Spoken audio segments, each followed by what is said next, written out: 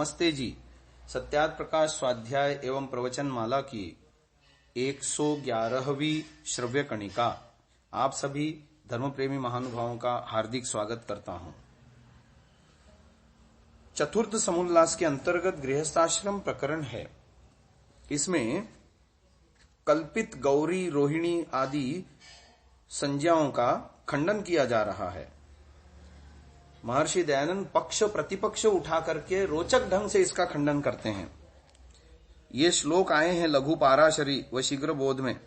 8 वर्षा भवेत गौरी, 9 वर्षा च रोहिणी, 10 वर्षा भवेत कन्या, तत ऊर्ध्वं रजस्वला, माता चैव पिता तस्या, ज्येष्ठो भ्राता तथैव च, त्रयस्ते नरकं यान्ति दृष्ट्वा कन्यां रजस्वलाम। जिसका अर्थ किया गया, कन्या की 8वें वर्ष में गौरी, 9वें वर्ष में रोहिणी, 10वें वर्ष में कन्या और उसके आगे रजस्वला नाम हो जाता है, संज्ञा हो जाती है। 10वें वर्ष तक विवाह न करके रजस्वला कन्या के माता पिता और उसके बड़े भाई तीनों उसको देखते ही नरक में गिर जाते हैं। अब उसका उत्तर रोचक ढंग से महर्षि दयानंद जी अपने ही श्लोक बना करके खुद के लिख रहे हैं। एक क्षणा भवेत गौरी, द्विक्षणे यम तु रोहिणी, त्रिक्षणा सा भवेत कन्या, यत ऊर्ध्वं रजस्वला, माता पिता तथा भ्राता, मातुलो भगिनी स्वसा, सर्वे ते नरकं यान्ति दृष्ट्वा कन्याम रजस्वलाम। यह सद्यो निर्मित ब्रह्म पुराण का वचन है। सद्य माने अभी अभी रचा हुआ ब्रह्म पुराण का वचन है। अर्थ, जितने समय में परमाणु एक पलटा खावे उतने समय को क्षण कहते हैं। जब कन्या जन्मे तब एक क्षण में गौरी, दूसरे में रोहिणी, तीसरे में कन्या और चौथे में रजस्वला हो जाती है। उस रजस्वला को देख के उसके माता पिता, भाई, मामा और बहन सारे के सारे नरक को जाते हैं।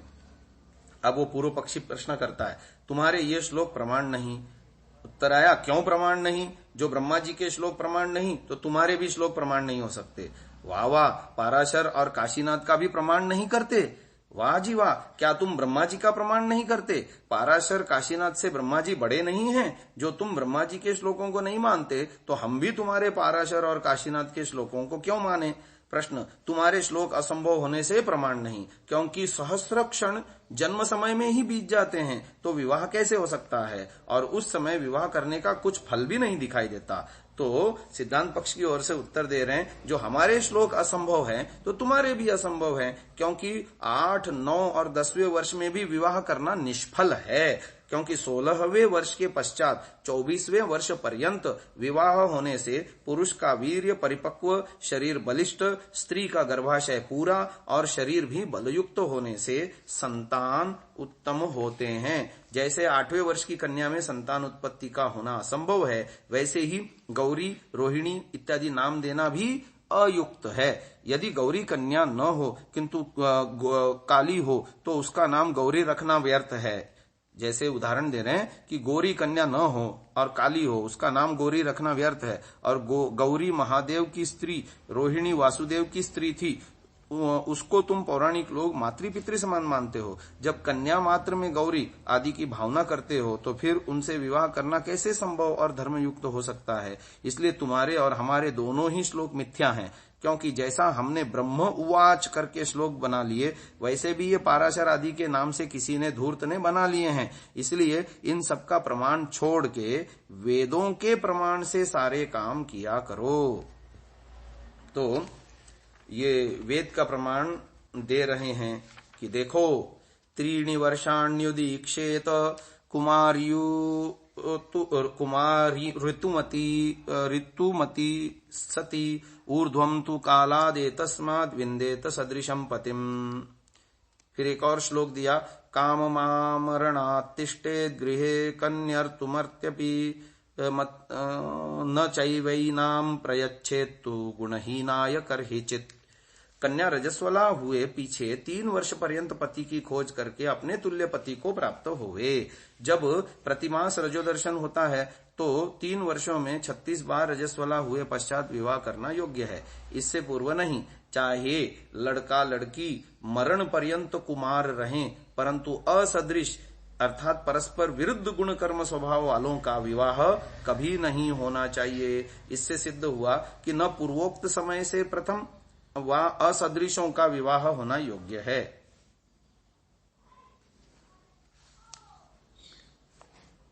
यानी तुल्य गुण कर्म स्वभाव वालों में विवाह होना चाहिए और पूर्ण आयु विद्या बल आदि को प्राप्त करने के उपरांत संतान उत्पत्ति की दृष्टि से शरीर की पुष्टता, देह की पुष्टता पूरा हुए बिना विवाह नहीं होना चाहिए, ये बात को कहना चाह रहे हैं।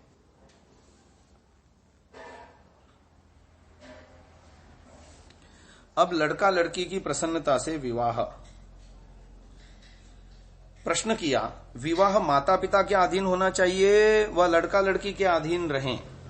उत्तर दिया, लड़का लड़की के अधीन विवाह होना उत्तम है। जो माता पिता विवाह करना कभी विचारें तो भी लड़का लड़की की प्रसन्नता के बिना नहीं होना चाहिए, क्योंकि एक दूसरे की प्रसन्नता से विवाह होने में विरोध बहुत कम होता है और संतान उत्तम होते हैं। अप्रसन्नता के विवाह में नित्य क्लेश ही रहता है। विवाह में मुख्य प्रयोजन वर और कन्या का है, माता पिता का नहीं, क्योंकि जो उनमें परस्पर प्रसन्नता रहे तो उन्हीं को सुख और विरोध होवे तो उन्हीं को दुख होता है। और संतुष्टो भार्यया भर्त्रा भार्या तथैव च यस्मिन्नेव कुले नित्यम कल्याणम तत्र वै ध्रुवम।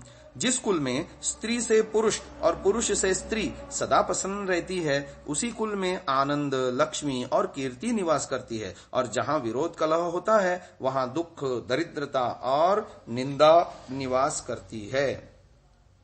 आगे बहुत अच्छा विषय आ रहा है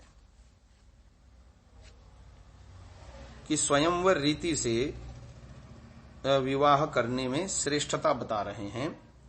इसलिए जैसे स्वयंवर की रीति आर्यावर्त में परंपरा से चली आती है, वही विवाह उत्तम है।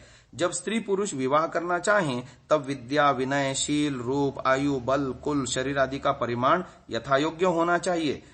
जब तक इनका मेल नहीं होता तब तक विवाह में कुछ भी सुख नहीं होता और न बाल्यावस्था में विवाह करने में सुख होता है।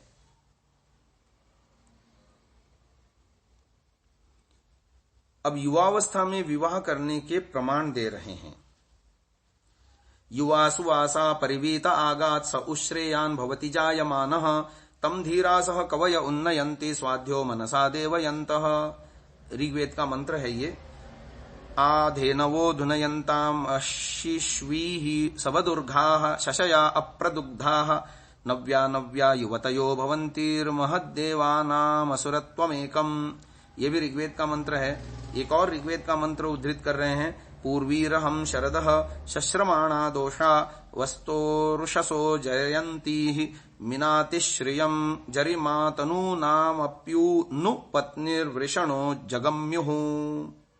इसका अर्थ यह है, जो पुरुष परिवीत सब ओर से यज्ञोपवीत ब्रह्मचर्य सेवन से उत्तम शिक्षा और विद्या से युक्त, सुवासाह सुंदर वस्त्र धारण किया हुआ ब्रह्मचर्य युक्त युवा पूर्ण जवान होके विद्या ग्रहण कर गृहस्थ आश्रम में आगात आया है, सउ वही दूसरे विद्या जन्म में जायमान प्रसिद्ध होकर श्रेयान अतिशय शोभायुक्त मंगलकारी होता है। स्वाध्य अच्छे प्रकार ध्यान युक्त, मनसा विज्ञान से, देवयंत विद्या वृद्धि की कामना युक्त, धीरासह धैर्य युक्त, कवय विद्वान लोग तम उसी पुरुष को उन्नयंती उन्नतिशील करके प्रतिष्ठित करते हैं। और जो ब्रह्मचर्य धारण, विद्या, उत्तम शिक्षा का ग्रहण किए बिना अथवा बाल्यावस्था में विवाह करते हैं, वे स्त्री पुरुष नष्ट भ्रष्ट होकर विद्वानों में प्रतिष्ठा को प्राप्त नहीं होते। जो अप्रदुग्धाः किसी ने दुही नहीं, उन धेनवः गौओं के समान, अशिश्वी बाल्यावस्था से रहित, सबदुर्घाः सब प्रकार से उत्तम व्यवहारों को पूर्ण करने हारी, शशयाः कुमारावस्था को उल्लंघन करने हारी, नव्या नव्याः नवीन नवीन शिक्षा और अवस्थाओं से पूर्ण, भवंती ही वर्तमान युवतयः पूर्ण युवावस्था वाली स्त्रियां, देवानाम ब्रह्मचर्य सुनियमों से पूर्ण विद्वानों के एकम अद्वितीय महत बड़े, असुरत्वम प्रज्ञा शास्त्र शिक्षा युक्त, प्रज्ञा में रमण के भावार्थ को प्राप्त होती हुई तरुण पतियों को प्राप्त होके आधुनयंताम गर्भ धारण करें। कभी भूल के भी बाल्यावस्था में पुरुष का मन में भी ध्यान न करे, क्योंकि यही कर्म इस लोक और परलोक में सुख का साधन है। बाल्यावस्था में विवाह से जितना पुरुष का नाश, उससे अधिक स्त्री का नाश होता है। जैसे नु शीघ्र शश्रमाणाः अत्यंत श्रम करने हारे, वृषणः वीर्य सिंचन में समर्थ, पूर्ण युवावस्था युक्त पुरुष पत्नी ही युवावस्थास्थ हृदयों को प्रिय स्त्रियों को जगम्यु प्राप्त होकर पूर्ण शतवर्ष व उससे अधिक वर्ष आयु को आनंद से भोगते और पुत्र पौत्रादि से संयुक्त रहते हैं, वैसे स्त्री पुरुष सदा वर्तें। जैसे पूर्वी ही पूर्व वर्तमान शरदः शरद ऋतुओं और जरयंती ही वृद्धावस्था को प्राप्त कराने वाली उषसः प्रातः काल की बेलाओं का, दोषाः रात्रि और वस्तोः दिन तनु नाम शरीरों की श्रियम शोभा को, जरिमा अतिशय वृद्धपन बल और शोभा को मिनाती दूर कर देता है, वैसे अहम मैं स्त्री व पुरुष अच्छे प्रकार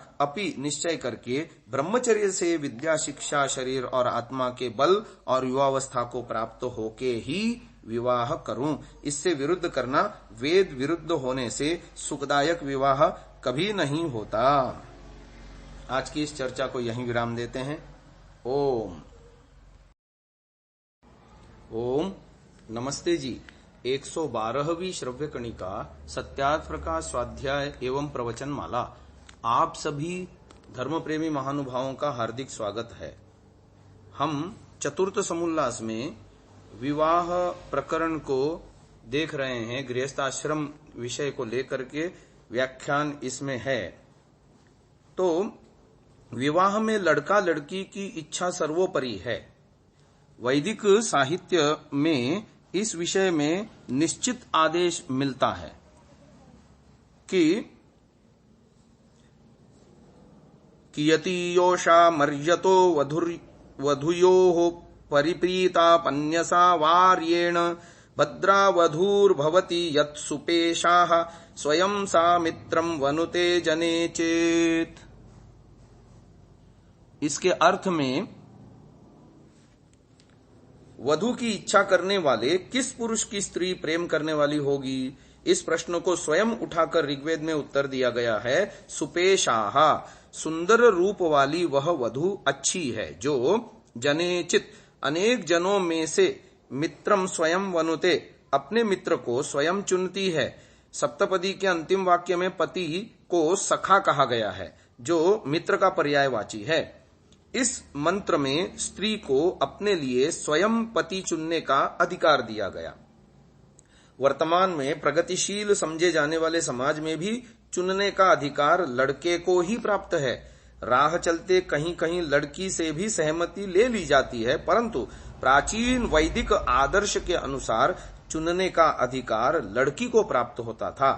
सहमति लड़के की भी होती थी, तभी तो लड़की के घर बहुत से विवाहेच्छु जाते थे और लड़की उनमें से किसी एक के गले में वरमाला डाल देती थी। उसी परंपरा के अनुरूप सीता, दमयंती, द्रौपदी आदि के स्वयंवर में दूर दूर से राजकुमार अपना भाग्य आजमाने आए थे। आजकल वर का वधु के घर जाना, वधु के घर चलकर जाना और वधु के घर पर ही विवाह संस्कार होना उसी स्वयंवर का आधुनिक संस्करण है। परंतु आजकल के स्वयंवर में लड़के का हाथ ऊपर रहता है, अर्थात लड़का चुनता है, लड़की नहीं।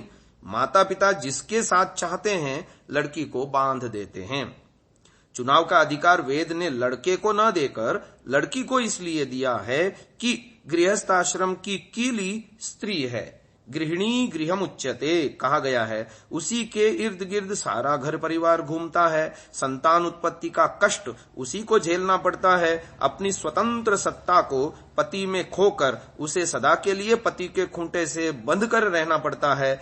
जब उस पर इतनी बड़ी जिम्मेदारी है तो अपने भागीदार को चुनने का अधिकार भी उसी का बनता है। स्वयंवर में जो युवक आते हैं उन्हें लड़की पसंद है, इसमें तो उनका वहां आना ही प्रमाण है।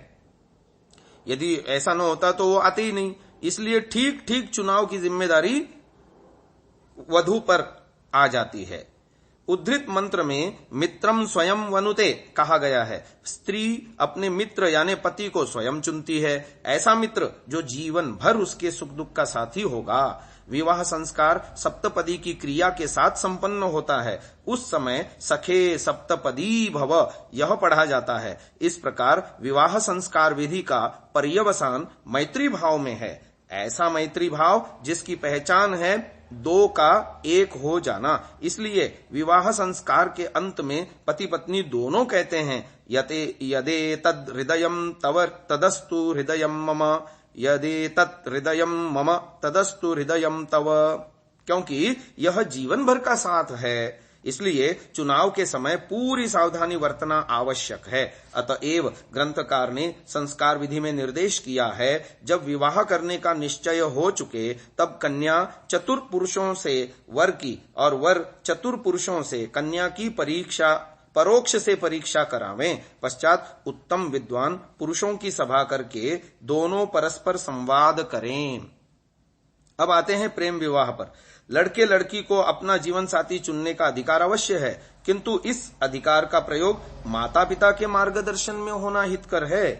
एक युवक एक सांवली सलोनी षोडशी को देखकर उस पर मोहित हो जाता है। उससे पहले उनका परस्पर कोई परिचय नहीं है, परंतु निगाह मिलते ही उसके पीछे पागल हो जाता है। यही स्थिति लड़की की हो जाती है। दोनों समझते हैं कि वे एक दूसरे के बिना जिंदा नहीं रह सकते। ऐसे युवक युवती माता पिता की बिल्कुल परवाह नहीं करते। परिवार की, एक दूसरे की स्थिति की, किसी भी बात की परवाह न करके समस्त बंधनों को तोड़कर चटमंगनी पट ब्याह कर बैठते हैं। प्रेम विवाह का आधारभूत तत्व है प्रथम दृष्टि, लव एट फर्स्ट साइट। और प्रेम किसी भी प्रकार का बंधन नहीं मानता, परंतु विवाह के कुछ समय बाद प्रेम का ज्वार उतरने लगता है। जैसे पहले वे समझते थे कि वे एक दूसरे के बिना नहीं रह सकते, वैसे ही अब कुछ दिन एक साथ रहकर वे समझने लगते हैं कि वे एक दूसरे के साथ नहीं रह सकते। विवाह से पूर्व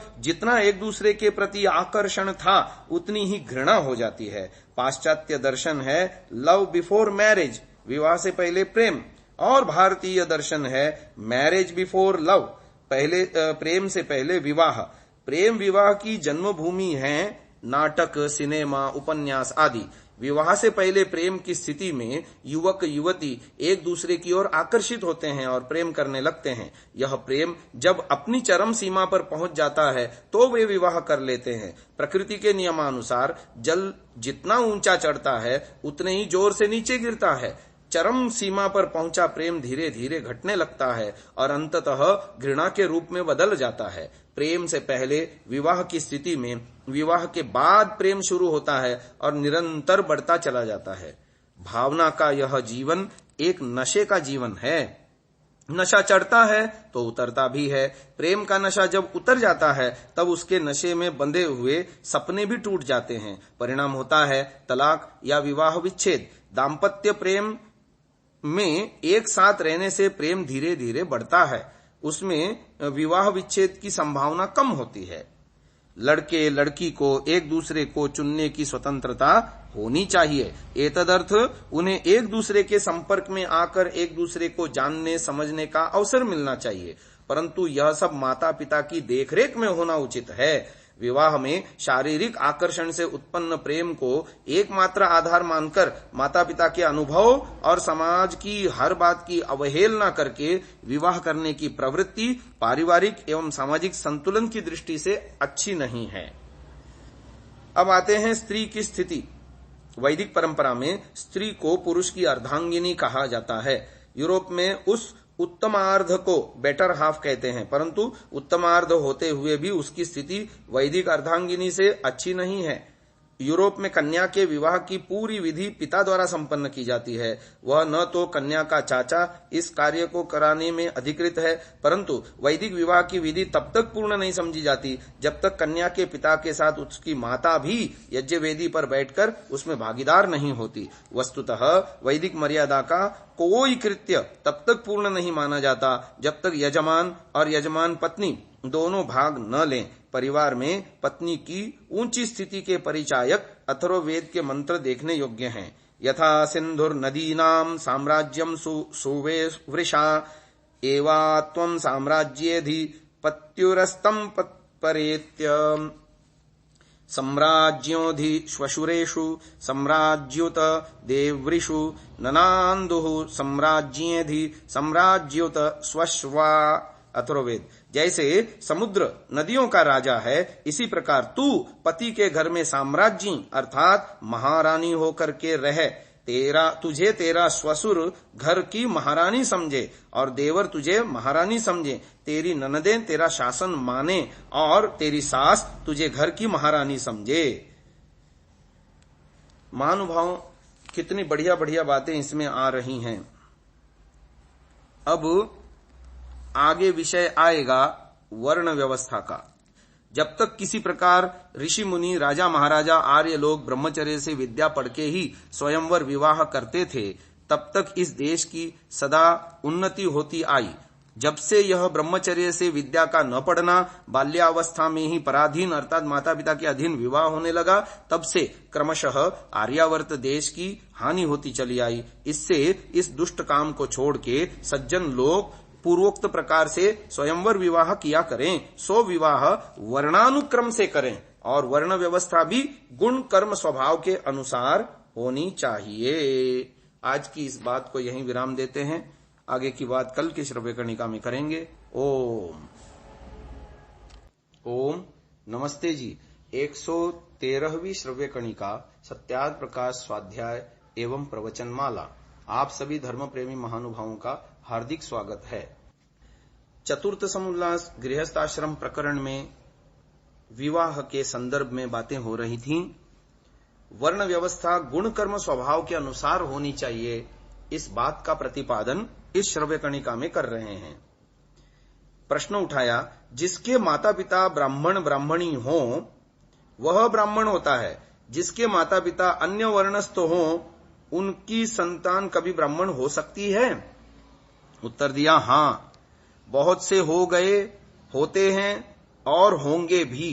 जैसे छांदोग्य उपनिषद में जाबाल ऋषि अज्ञात कुल में पैदा हुए, महाभारत में विश्वामित्र क्षत्रिय वर्ण और मातंग ऋषि चांडाल कुल से ब्राह्मण हो गए थे। अब भी जो उत्तम विद्या स्वभाव वाला है वही ब्राह्मण के योग्य और मूर्ख शूद्र के योग्य होता है, और वैसा ही आगे भी होगा। तो ब्राह्मण शरीर बनाने का क्या साधन है, इसकी चर्चा करने से पहले हम थोड़ा सा इस बात को भी और विस्तार से बताना चाह रहे हैं कि ये जो प्रमाण ऋषि दयानंद ने दिए हैं इसकी थोड़ी गहराई में जाते हैं। वर्ण परिवर्तन, जाबाल ऋषि, छांदोग्योपनिषद में प्रसंग है, सत्य कामोह जाबालो जबालाम मातर मामंत्र यांचक्रे ब्रह्मचर्यम भवति विवत्स्यामि किम गोत्रोहमस्मीति सा हैनमुवाच नाहमेतद्वेदतात यद्गोत्रस्त्वमसि ब्रह्मत् बहुवहं चरन्ती परिचारिणी यौवने त्वामलभे साहमेतन्न वेद यद्गोत्रस्त्वमसि जबाला तु नामाहमस्मि सत्यकामो नाम त्वमसि स सत्यकाम एव जाबालो ब्रुवीथा इति स हरिद्रुमतं गौतममेत्योवाच ब्रह्मचर्यं भगवती वत्स्याम्युपेयां भगवन्तमिति तम होवाच किम गोत्रोऽनु सौम्यासीति स होवाच नाहमेतद्वेद भो यद्गोत्रोऽहमस्मि अपृच्छं मातरं सा मा प्रत्यब्रवीत् बह्वहं चरन्ती परिचारिणी यौवने त्वामलभे साहमेतन्न वेद यद्गोत्रस्त्वमसि जाबाला तु नामहमस्मि सत्यकामो नाम त्वमसीति सोऽहं सत्यकामो जाबालोऽस्मीति तम होवाच नैतद् ब्राह्मणो विवक्तुमर्हति समिधं सौम्याहर उपत्वान्येष्ये न सत्यादगा इति। अर्थात सत्यकाम जाबाल ने अपनी माता जबाला से परामर्श किया कि हे माते, मैं ब्रह्मचर्य वास करना चाहता हूं, तू बता मेरा गोत्र क्या है। उसने कहा, हे तात, मैं नहीं जानती कि तेरा गोत्र क्या है। मैंने इधर उधर घूमते बहुतों की सेवा करते हुए तुझे प्राप्त किया है, इसलिए मैं नहीं जानती कि तेरा गोत्र क्या है। मैं तो बस इतना जानती हूं कि मेरा नाम जबाला है और तेरा नाम सत्यकाम है। सो तू आचार्य को अपना नाम सत्यकाम जाबाल बता देना। वह सत्यकाम हारिद्रुमत गौतम के पास जाकर बोला, मैं श्रीमानों के पास ब्रह्मचर्य वास करना चाहता हूं। उस आचार्य ने कहा, हे सौम्य, तेरा गोत्र क्या है। उसने उत्तर दिया, महाराज, मैं नहीं जानता कि मेरा गोत्र क्या है। मैंने माता से पूछा तो माता ने कहा, अतः मैं सत्यकाम जाबाल हूं। आचार्य ने कहा, ऐसी बात अब्राह्मण नहीं कह सकता। सौम्य, समिधा लाओ, मैं तेरा उपनयन करूंगा। तू सत्य से विचलित नहीं हुआ। काठक संहिता में आया, किम ब्राह्मणस्य पितरम किमु पृच्छसि मातरम श्रुतम चेदस्मिन वेद्यम स पितामहः। ब्राह्मण से क्यों पूछते हो कि तुम्हारी माता पिता कौन है? यदि उसमें ज्ञान और सत्य है तो वही उसके पिता और पितामह हैं। अब विश्वामित्र के विषय में वाल्मीकि रामायण में लिखा है, ब्राह्मण्यम तपसोग्रेण प्राप्तवानसी कौशिकः। ये बालकांड में आया। अर्थात उग्र तप के द्वारा कौशिक यानी विश्वामित्र ब्राह्मण हो गए। महाभारत में लिखा है, भृगोर वचन मात्रेण सच ब्रह्मर्षिताम गतः वीतहव्यो महाराज ब्रह्मवदित्वमेव च। हे महाराज, भृगु के वचन मात्र से क्षत्रिय राजा वीतहव्य ब्रह्मर्षि एवं ब्रह्मवादी हो गया। वीतहव्य का शत्रु राजा प्रतर्दन इस बात से प्रसन्न था कि उसने अपने विरोधी क्षत्रिय राजा को पनी जाति का परित्याग करके ब्राह्मण बनने को विवश कर दिया। स एव राजा वीर्येण स्वजातिम त्याजितो मया। महाभारत में ये आया है। इसी अध्याय के आरंभ में युधिष्ठिर ने भीष्म पितामह से कहा, विश्वामित्रेण च पुरा ब्राह्मण्यम प्राप्तमिति। अर्थात पुराने समय में विश्वामित्र ने ब्राह्मणत्व प्राप्त किया था। यह कहा जा सकता है कि विश्वामित्र ने किसी जन्मांतर में ब्राह्मणत्व प्राप्त किया होगा, क्योंकि वर्तमान क्षत्रिय शरीर के रहते तो वर्ण परिवर्तन नहीं हो सकता। इसका स्पष्टीकरण यहाँ अनुशासन पर्व के अंतर्गत इस वार्तालाप से हो जाता है। युधिष्ठिर ने पितामह भीष्म से पूछा, कथम प्राप्तम महाराज क्षत्रियेण महात्मना विश्वामित्रेण धर्मात्मन ब्राह्मणत्वं नरर्षभ देहांतर मनासाद्य कथम स ब्राह्मणो अभवत्। इस प्रसंग से स्पष्ट है कि विश्वामित्र उसी शरीर के रहते क्षत्रिय से ब्राह्मण हो गए थे। इस बात की पुष्टि इस श्लोक से भी होती है, ततो ब्राह्मणताम यातो विश्वामित्रो महातपः क्षत्रियः सोप्यथ तथा ब्रह्मवंशस्य कारकः। अर्थात महातपस्वी विश्वामित्र क्षत्रिय होकर भी ब्राह्मणत्व को प्राप्त हो ब्राह्मण वंश का प्रवर्तक हुआ। मातंग ऋषि के विषय में आता है, द्विजाते कस्यचित्तात तुल्यवर्णः सुतस्त्वभूत मातंगो नाम नामना वै सर्वः समुदिता गुणैः। अर्थात किसी द्विज का समान वर्ण वाला सर्वगुण संपन्न मातंग नाम का ऋषि था। ब्राह्मण्याम वृषलेन त्वमन्तायाम नापितेन च जातस्त्वमसि चांडालः चांडालयो नौ जातो ही कथम ब्राह्मण्यम आप्तवान। अर्थात हे भरत श्रेष्ठ, यह उचित ही है कि मातंग ने चांडाल कुल में पैदा होकर भी ब्राह्मणत्व को प्राप्त किया। वर्ण परिवर्तन के दो अतिरिक्त प्रमाण ग्रंथकार यानी सत्यार्थ प्रकाश के प्रथम संस्करण में दे रहे हैं। पहले संस्करण में इतना अधिक लिखा है, वत्स क्षत्रिय से ब्राह्मण भया और श्रवण का पिता श्रवण की माता वैश्य और शूद्र वर्ण से महर्षि भये। कुल परिवर्तन सायणाचार्य ने अपने ऋग्वेद भाष्य के द्वितीय मंडल के आरंभ में लिखा है, मंडल द्रष्टा गृत समदर्षि स च पूर्वम अंगिरस कुले शुनहोत्रस्य पुत्रः यज्ञकाले असुरैर्गृहीतः इंद्रेण मोचितः पश्चात् तद्वचनैनैव भृगुकुले शुनकपुत्रो गृत समद नामा अभूत् तथा चानुक्रमिणा ये आंगिरसः शौनहोत्रो भूत्वा भार्गवः शौनकोऽभूत् स गृत समदो द्वितीयं मंडलम् अपश्यत् तथा तस्यैव शौनकस्य ऋष्यनुक्रमे क्रमणे त्वमग्न इति गृत समदः शौनको भृगुता गतः शौनहोत्रः प्रकृत्या तु य आंगिरस उच्यते। मंडल का राजा मंडल का दृष्टा गृत समद है। वह पहले आंगिरस कुल में शुनहोत्र का पुत्र हुआ। यज्ञ काल में असुरों से पकड़ा गया। इंद्र ने उसे छुड़ाया। पश्चात उस इंद्र के वचन से ही वह भृगु काल में शुनक का गृत समद नाम का पुत्र हुआ। वैसा ही अनुक्रमणिका में भी कहा है, जो आंगिरस शौनहोत्र होकर भार्गव शौनक हुआ, उसी शौनक का ऋष्य अनुक्रमणिका में वचन है कि त्वमग्ने, इससे आरंभ होने वाले मंडल को भृगुता का प्राप्त हुए शुनक पुत्र गृत समद ने देखा, जो मूल में अंगिरस शौनहोत्र कहा जाता है। इन सब प्रमाणों से ऋषि दयानंद आदि ने ये बताने की कोशिश की कि जन्मना वर्ण व्यवस्था जो विकृति आज समाज में फैली है, वैसी प्राचीन वैदिक मान्यता नहीं है। गुण कर्म स्वभाव के आधार पर वर्ण व्यवस्था होती है और निम्न वर्णस्थ कुल में उत्पन्न होने पर भी अपनी योग्यता और अपने पुरुषार्थ से ब्राह्मणत्व को, उत्तम वर्णत्व को प्राप्त होने के उदाहरण दे करके हमको एक विशुद्ध वैदिक व्यवस्था दी। और होना भी यही चाहिए कि योग्यता, गुण कर्म स्वभाव के आधार पर वर्ण निर्धारण होना चाहिए, केवल उस कुलोत्पन्न होने से नहीं। वरना ब्राह्मण कुल में उच्च वर्ण में उत्पन्न हुए मूर्ख व्यक्ति का भी वही वर्ण यदि माना जाए तो बहुत बड़ी गड़बड़ हो जाएगी और उसके साथ अन्याय हो जाएगा। जो नीच कुलोत्पन्न है परंतु उसमें क्षमता, योग्यता, विद्या के क्षेत्र में आगे बढ़ने की है और उसको उससे वंचित रखा जाए, तो ये दोनों ही तरफ से हानि है। इसलिए यही व्यवस्था योग्य है कि वर्णों को गुण कर्म स्वभाव के आधार पर माना जाए, न कि जन्म के आधार पर। इस विषय में आगे और चर्चा करेंगे कि ब्राह्मण शरीर बनाने के क्या क्या साधन हैं। यदि हर कोई ब्राह्मण बन सकता है, किसी भी कुलोत्पन्न हो ब्राह्मण बन सकता है, तो ब्राह्मण शरीर बनाने का क्या क्या साधन है, इसकी चर्चा अगले श्रव्य कणिका में करेंगे। अभी से यही विराम देते हैं। ओम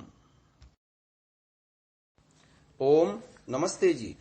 114वीं श्रव्य कणिका सत्यार्थ प्रकाश स्वाध्याय एवं प्रवचनमाला। आप सभी धर्म प्रेमी महानुभावों का हार्दिक स्वागत है।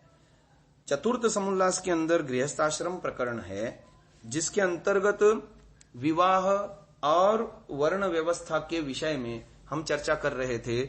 हमने गत श्रव्य कणिका में आपको बताने की कोशिश की कि वर्ण व्यवस्था गुणकर्म स्वभाव के आधार पर होनी चाहिए, न कि जन्मना। तो प्रश्न उत्पन्न किया, भला जो रजवीर्य से शरीर हुआ है वह बदलकर दूसरे वर्ण के योग्य कैसे हो सकता है?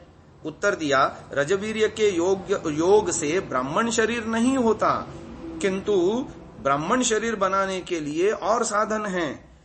श्लोक उद्धृत करते हैं मनुस्मृति का, स्वाध्यायेन व्रतैर्होमैस्त्रैविद्येनेज्यया सुतैः महायज्ञैश्च यज्ञैश्च ब्राह्मीयम् क्रियते तनुः। इसका अर्थ पूर्व कर आए, अब यहां भी संक्षेप से करते हैं। स्वाध्यायेन पढ़ने पढ़ाने, जपैहि विचार करने कराने, होमैहि नानाविध होम के अनुष्ठान, त्रैविद्येन संपूर्ण वेदों को शब्द अर्थ संबंध स्वरोच्चारण सहित पढ़ने पढ़ाने, इज्यया पौर्णमासी इष्टि आदि के करने, पूर्वोक्त विधि पूर्वक सुतैहि धर्म से संतान उत्पत्ति, महायज्ञैश्च पूर्वोक्त ब्रह्मयज्ञ, देवयज्ञ, प्रीतियज्ञ, बलिवैश्वदेव और अतिथि यज्ञ, यज्ञैश्च अग्निष्टोमादि यज्ञ, विद्वानों का संग, सत्कार, सत्य भाषण, परोपकार आदि सत्कर्म और संपूर्ण शिल्प विद्यादि पढ़ के दुष्ट आचरण छोड़ श्रेष्ठ आचरण में वर्तने से इयम यह तनुः शरीर ब्राह्मण का क्रियते किया जाता है। क्या इस श्लोक को तुम नहीं मानते? मानते हैं। फिर क्यों रजवीर्य के योग से ही वर्ण व्यवस्था मानते हो? मैं अकेला नहीं मानता, परंतु बहुत से लोग इस परंपरा से ऐसा ही मानते आए हैं। प्रश्न किया, क्या तुम परंपरा का भी खंडन करोगे? उत्तर, नहीं, परंतु तुम्हारी उल्टी समझ को नहीं मान के खंडन भी किया करते हैं। हमारी उल्टी और तुम्हारी सूधी समझ है, इसमें क्या प्रमाण है?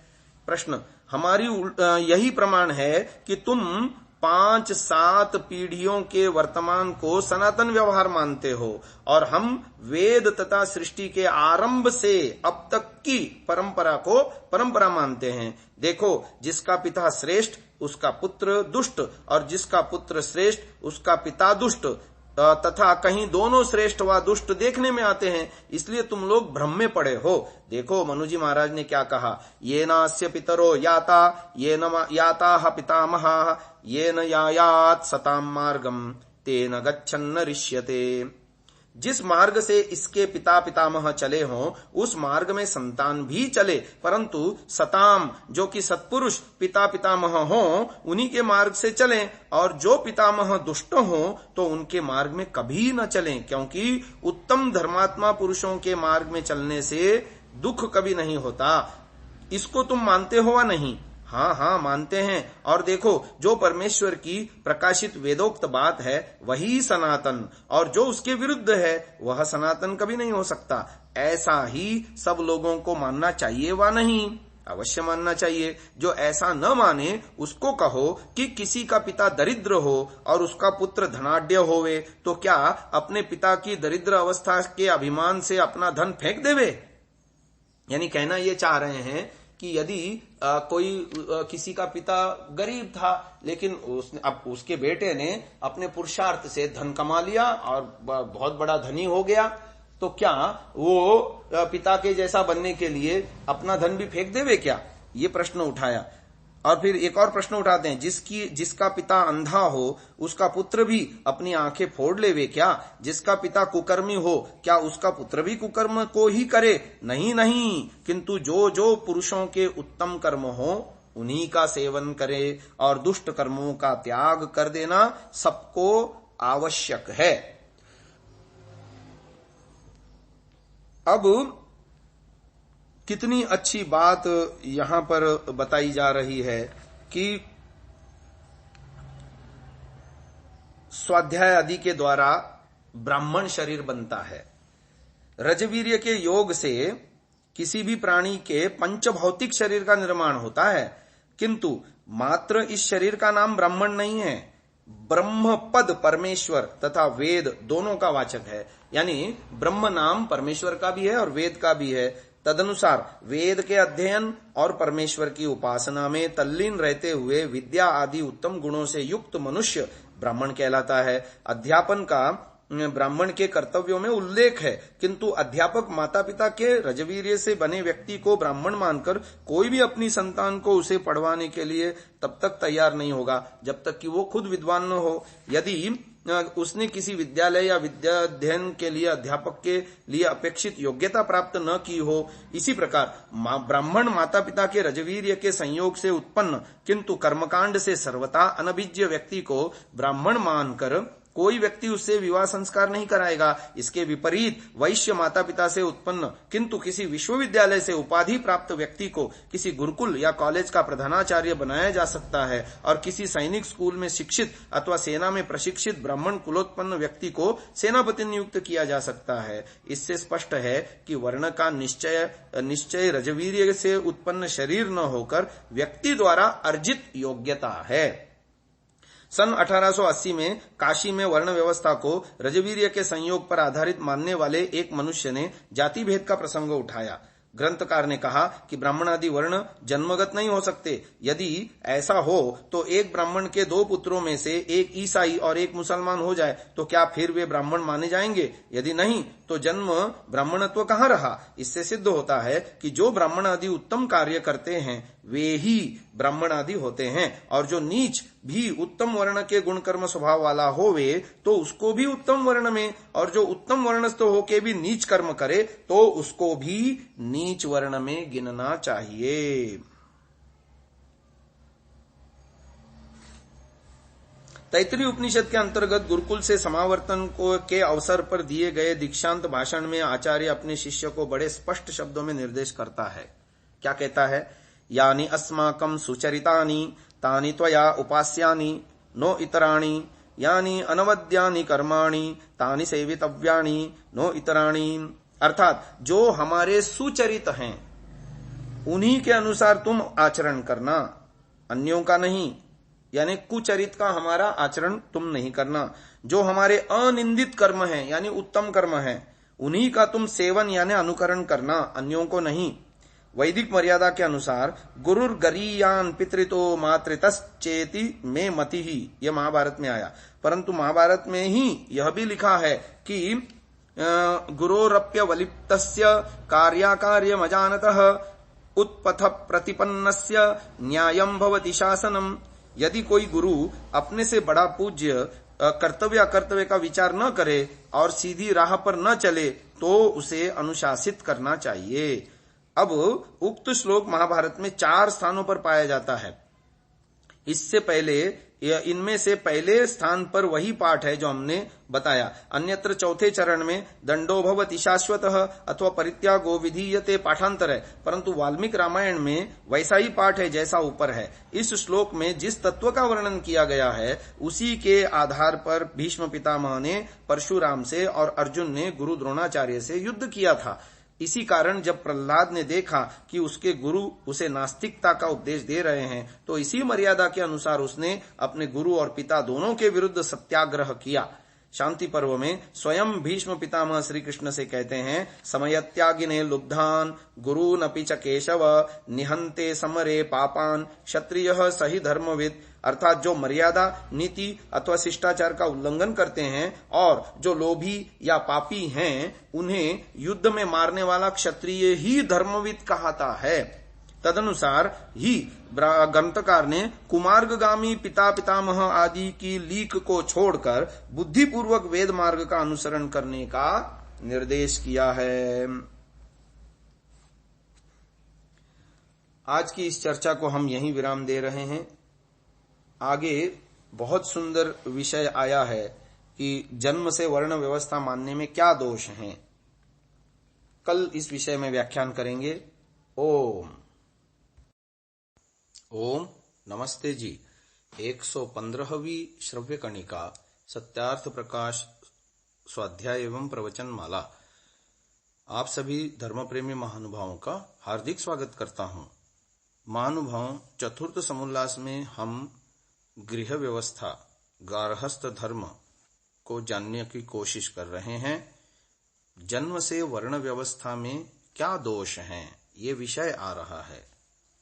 जो कोई रजवीर्य के योग से वर्णाश्रम व्यवस्था माने और गुणकर्मों के योग से न माने तो उससे पूछना चाहिए कि जो कोई अपने वर्ण को छोड़ नीच, अंत्यज अथवा क्रिश्चियन, मुसलमान हो गया हो, उसको भी ब्राह्मण क्यों नहीं मानते? यहां यही कहोगे कि उसने ब्राह्मण के कर्म छोड़ दिए, इसीलिए वह ब्राह्मण नहीं है।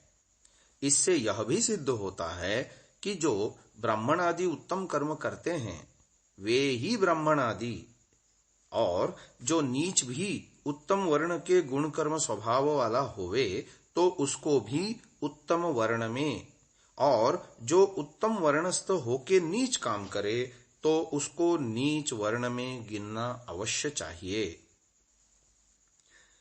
ब्राह्मणोस्य मुखमासीत् बाहुराजन्यः कृतः ऊरु तदस्य यद्वैश्यः पद्भ्याम शूद्रो अजायत। यह यजुर्वेद के 31वें अध्याय का 11वां मंत्र है। ब्राह्मणोस्य मंत्र का अर्थ, इसका अर्थ यह है कि ब्राह्मण ईश्वर के मुख से, क्षत्रिय बाहु से, वैश्य ऊरु और शूद्र पगों से उत्पन्न हुआ है। इसलिए जैसे मुख न बाहु और न बाहु आदि न मुख होते हैं, यानी दोनों पृथक पृथक अवयव हैं शरीर के, इसी प्रकार ब्राह्मण न क्षत्रिय आदि और क्षत्रिय न ब्राह्मण आदि हो सकते हैं। ये पूर्व पक्ष की ओर से प्रश्न खड़ा किया गया है और इसका उत्तर दे रहे हैं। इस मंत्र का अर्थ जो तुमने किया वह ठीक नहीं है, क्योंकि यहाँ पुरुष अर्थात निराकार व्यापक परमात्मा की अनुवृत्ति है। इस मंत्र में ऊपर से अनुवृत्ति चली आ रही है। जब वह निराकार है तो उसके मुख आदि अंग नहीं हो सकते। जो मुख आदि अंग वाला हो वह पुरुष अर्थात व्यापक नहीं रहेगा, और जो व्यापक नहीं वह सर्वशक्तिमान, जगत का कर्ता, सृष्टा, धर्ता, प्रलयकर्ता, जीवों के पाप पुण्यों की व्यवस्था करने हारा, सर्वज्ञ, अजन्मा, मृत्यु रहित आदि विशेषणों वाला नहीं हो सकता।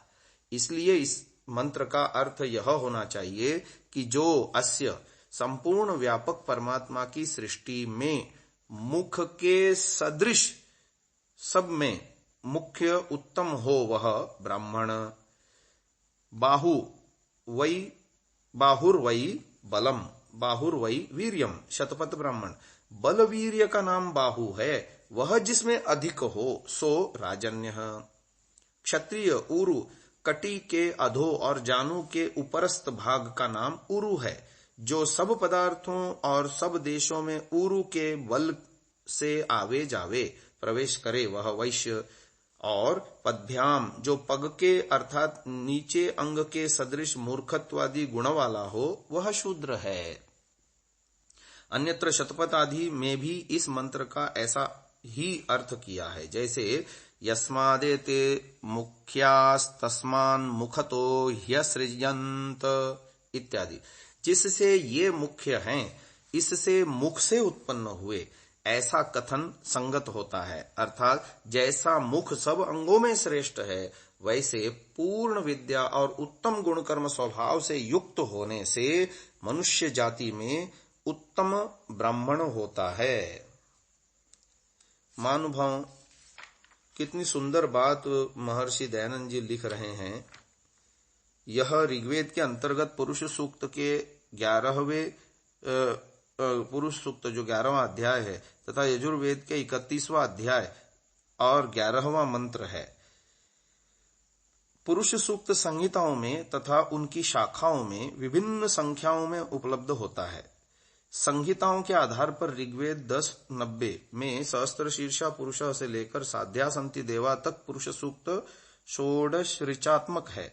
यजुर्वेद अध्याय 31 में सहस्त्र शीर्षा पुरुष से आरंभ होकर सर्वलोकम ईशान तक 22 ऋचात्मक है, परंतु दोनों ही में प्रथम 16 मंत्रों का देवता पुरुष है, इसलिए सहस्त्र शीर्षा से साध्या संति देवा तक के मंत्रों को भी पुरुष सूक्त के नाम से ही जाना जाता है। यजुर्वेद के 22 मंत्रों में 16 वही हैं जो ऋग्वेदीय पुरुष सूक्त में हैं। अंतिम 6 मंत्र ऋग्वेद में नहीं है। अथर्ववेद शौनकीय शाखा में 19:6 में तथा पैपलाद शाखा 5:1 में सहस्र बाहु पुरुष से जातस्य पुरुषादधि तक 16 ऋचात्मक हैं। इस प्रकार के संहिताओं और उनकी शाखाओं में पुरुष सूक्त ईषद भेद के यानी थोड़े से भेद के साथ विभिन्न संख्यात्मक उपलब्ध होता है। संख्या की दृष्टि से जहां ऋग्वेदीय सूक्त अथर्वेदीय सूक्त से साम्य रखता है, वहीं क्रम की दृष्टि से भी यजुर्वेदीय सूक्त अनुवाक के समान है। चारों संहिताओं में उपलब्ध पुरुष सूक्त की आनुपूर्वी में भी भेद मिलता है। ऋक् संहिता में कुल 14 बार पुरुष पद का प्रयोग हुआ है, जिसमें 10 बार अकेले। इस ब्राह्मणोस्य मुखम आसीद मंत्र से पहला मंत्र इस प्रकार है, यत् पुरुषम व्यदधुः कतिधा व्यकल्पयन् मुखम किमासीत किम बाहु किमूरूपादा उच्येते। एकाकी विचरने वाले के लिए किस प्रकार का विधान अपेक्षित नहीं होता, परंतु मनुष्य सामाजिक प्राणी है, बहुतों के साथ रहने वाला है, जिसमें अनेक व्यक्ति मिलकर गति करते हैं, वह समाज कहलाता है। वह गति मर्यादित और क्रमबद्ध होती है। समम अजंती जनाः यस्मिन् स समाजः। सम्यक गति करने वाले मानव समुदाय का नाम समाज है। समाज में उसके प्रत्येक व्यक्ति के लिए कर्तव्य और अधिकार निर्धारित रहते हैं, इसी का नाम समाज व्यवस्था है। उपर्युक्त मंत्रद्वय की प्रश्नोत्तरी से स्पष्ट है कि जिस प्रकार मानव शरीर के धर्म, उसकी स्थिति और समस्त क्रियाएं मुख आदि 4 अंगों के संगठित आधार पर सिद्ध होती और चलती हैं, इसी प्रकार समाज शरीर के धर्म, उसकी स्थिति, समस्त क्रियाएं इन्हीं मुखादि के प्रतिनिधिभूत ब्राह्मण आदि 4 अंगों के संगठित आधार पर सिद्ध होती हैं और चलती हैं। इस विभाजन में प्रत्येक अंग की सीमा स्वतः निर्धारित है, जिससे सबका शक्ति संतुलन बना रहता है। किसी एक अंग में समुची शक्ति केंद्रित हो जाने से समाज के कार्य में बाधा उपस्थित हो जाती है। अंग चतुष्टय की सार्थकता के कारण महर्षि वेदव्यास ने समाज पुरुष को वर्णात्मा की संज्ञा से अभिहित किया है। ब्रह्म वक्त्रम भुजौ क्षत्रम कृत्स्नमूरुदरम विशः पादौ यस्याश्रिताः शूद्रास्तस्मै वर्णात्मने नमः। महाभारत शांति पर्व। प्रथम मंत्र में पूछा गया था कि इस समाज रूप पुरुष का मुख क्या हुआ, बाहु कौन बनाए गए, उसके ऊरु कौन हुए और कौन उसके पाद कहे जाते हैं। प्रश्न के इस प्रवाह में उत्तर दिया गया कि ब्राह्मण उसका मुख हुआ, क्षत्रिय उसके बाहु हुए, वैश्य उसका ऊरु हुआ और शूद्र उसके पैर हुए। यहाँ मुख आदि से किसी के उत्पन्न होने का कोई प्रसंग नहीं है। न तो पहले मंत्र में प्रश्न ही इस प्रकार पूछा गया कि किससे कौन उत्पन्न हुआ, और ना ही दूसरे मंत्र में इस प्रकार का उत्तर दिया गया। अर्थ ज्ञान में ब्रह्मोत्पादक चतुर्थ चरण के प्रथम 2 पद हैं, पदभ्याम शूद्रो अजायत। डॉक्टर सुधीर कुमार गुप्त तथा डॉक्टर निरूपण विद्यालंकार के मत में यहाँ प्रथम मंत्र के शब्दों को दृष्टि में रखते हुए उच्यते का प्रयोग भाव अर्थ में हुआ है, परंतु उस अवस्था में पदभ्याम को पंचम्यंत न मानकर तृतीयांत मानना होगा। डॉक्टर रघुवीर द्वारा परिष्कृत अथर्ववेदीय पैप्पलाद शाखा के पाठांतर में अजायत क्रियापद के स्थान में अस्तु पद मिलता है। इससे ज्ञात होता है कि उक्त मंत्र में अजायत पद अस, वृतु इत्यादि धातुओं की विवक्षा में प्रयुक्त हुआ है। इसके अतिरिक्त यदि अजायत क्रियापद पर विचार किया जाए तो पता चलेगा कि वेद में कई स्थानों पर अजायत क्रिया भू की वाचिका है। यथा सायण स्वयं अथर्ववेद भाष्य के एक स्थान पर अजायत क्रिया का अर्थ निवृत्ता भवंती करते हैं। होतारमद्य धीरजायत धीहि कर्मणा मैतत् अग्निष्टोमादि लक्षणम कर्म अजायत जायते निवृत्ता भवति इति। अथर्ववेद सायण भाष्य 18:1-22। परंतु ग्रंथकार ने दोनों मंत्रों में यत्र तत्र सर्वत्र उत्पन्नम आसीत, उत्पन्नो भवति, उत्पन्नो वर्तते आदि क्रियाओं का प्रयोग किया है। इस प्रसंग में मंत्रगत व्यकल्पयन तथा उच्यते शब्द विचारणीय है। रामानुज ने व्यकल्पयन का अर्थ कल्पना कृतवंतः किया है, उच्यते का अर्थ सहज ग्राह्य है। इन दोनों शब्दों के प्रयोग से स्पष्ट है कि यहाँ साक्षात ब्रह्म के शरीरांगों से ब्राह्मण आदि की उत्पत्ति की बात नहीं कही गई है। उत्तर रूप मंत्र के भाष्य में भी ग्रंथकार ने ब्राह्मण आदि की उत्पत्ति का उल्लेख करते हुए मुखाद उत्पन्न न कहकर अस्य पुरुषस्य ये विद्यादयो मुख्य मुख्य गुणाः सत्योपदेशादीनि कर्माणि च सन्ति तेभ्यो ब्राह्मण आसीत उत्पन्नो भवति। यहाँ 2 बातें स्पष्ट हैं। ब्राह्मण आदि की उत्पत्ति उस पुरुष के देहांगों से नहीं हुई, अपितु उसके तत् गुणों से हुई है। भाष्य में आसीत के पर्यायवाची रूपों में उत्पन्नो भवति, उत्पन्नम आसीत इत्यादि क्रियापदों का प्रयोग हुआ है। आसीत, अजायत आदि क्रियापदों का अर्थ छंदसी लुंगलंग लिटह पाणिनि अष्टाध्यायी 3-4-6 इस सूत्र को ध्यान में रखकर करना चाहिए। आज के इस व्याख्यान को यहीं विराम दे रहे हैं। इस विषय को आगे कल भी लेंगे। ओम ओम नमस्ते जी। सत्यात प्रकाश स्वाध्याय एवं प्रवचन माला की 116वीं श्रव्य कणिका आप सभी महानुभावों का हार्दिक स्वागत है। हम चतुर्थ समुल्लास में गृहस्थाश्रम में वर्ण व्यवस्था विषय पर बात कर रहे थे कि कैसे ब्राह्मण, क्षत्रिय, वैश्य, शूद्र ईश्वर के उन गुणों से उत्पन्न हुए हैं, न कि ईश्वर रूपी उपादान कारण से ये शरीर आदि बने हैं। तो इसी बात को हम आगे बढ़ा रहे हैं। हमने कल बताया आपको कि ब्रह्मणा वेदेन परमेश्वरस्य उपासने च सह वर्तमानो उत्तम गुण युक्तः पुरुषः, अर्थात वेद और परमेश्वर के अध्ययन और उपासना में तल्लीन रहते हुए विद्यादि उत्तम गुणों को धारण करने वाला ब्राह्मण होता है। वेद ने चारों वर्णों के कर्तव्यों का निर्देश करते हुए बड़े स्पष्ट शब्दों में कहा, ब्रह्मणे ब्राह्मण्यम, क्षत्राय राजन्यम, मरुद्भ्यो वैश्यम, तपसे शूद्रम, ये यजुर्वेद का वचन है। अर्थात वेद ज्ञान को प्राप्त करने तथा उसका प्रचार करने के लिए ब्राह्मण को, रक्षा के लिए क्षत्रिय को, प्राण पोषण के लिए वैश्य को और विशेष परिश्रम के लिए शूद्र को जानो। ब्राह्मण ग्रंथों में भी वर्णों के कर्तव्यों का संकेत मिलता है। ब्राह्मणों व्रतभृत तैत्रीय संहिता, आग्नेयो ब्राह्मणः तांड्य ब्राह्मण,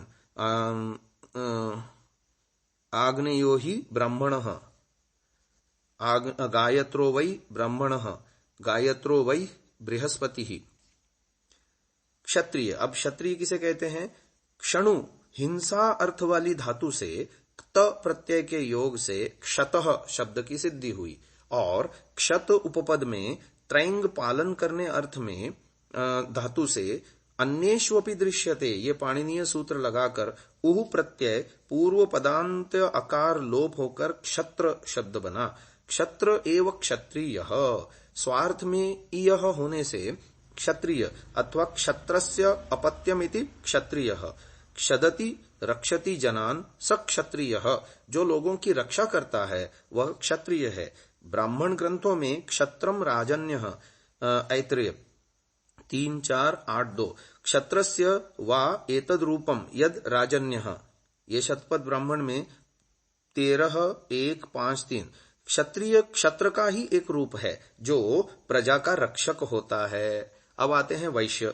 विश्व प्रातिपदिक से अपत्य अर्थ में यहीं छांदस प्रत्यय से वैश्य शब्द बना, जो यत्र तत्र व्यवहार विद्यासु प्रविशति स क्षत्रियः, व्यवहार विद्या कुशलः जनो वा, जो विविध व्यावहारिक व्यापारों में प्रविष्ट रहता है या विविध विद्याओं में कुशल रहता है वह वैश्य कहता है। ब्राह्मण ग्रंथों के अनुसार एतद् वै वैश्यस्य समृद्धम यत् पशवः तस्माद् बहुपशुर्वैश्य देवो ही जगतो वैश्यः, पशुपालन से वैश्य की समृद्धि होती है, यह वैश्य का कर्तव्य होता है।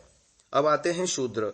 शुच शोकार्तक धातु से, शुचेर दक्षश्च उणादि सूत्र से, रक प्रत्यय के योग से उकार को दीर्घ और चकार को द होकर शूद्र शब्द सिद्ध होता है। शूद्रः शोचनीयाम शोच्याः स्थितिमापन्नो वा सेवायाम साधु रविद्यादि गुण सहितो मनुष्यो वा, शूद्र वह व्यक्ति बनता है जो अपनी विद्या में पिछड़ जाने से किसी प्रकार की उन्नत स्थिति को प्राप्त नहीं कर सका और इस कारण अपनी निम्न स्थिति से चिंतित व दुखी रहता है, किंतु सेवा कार्य में दक्ष होता है।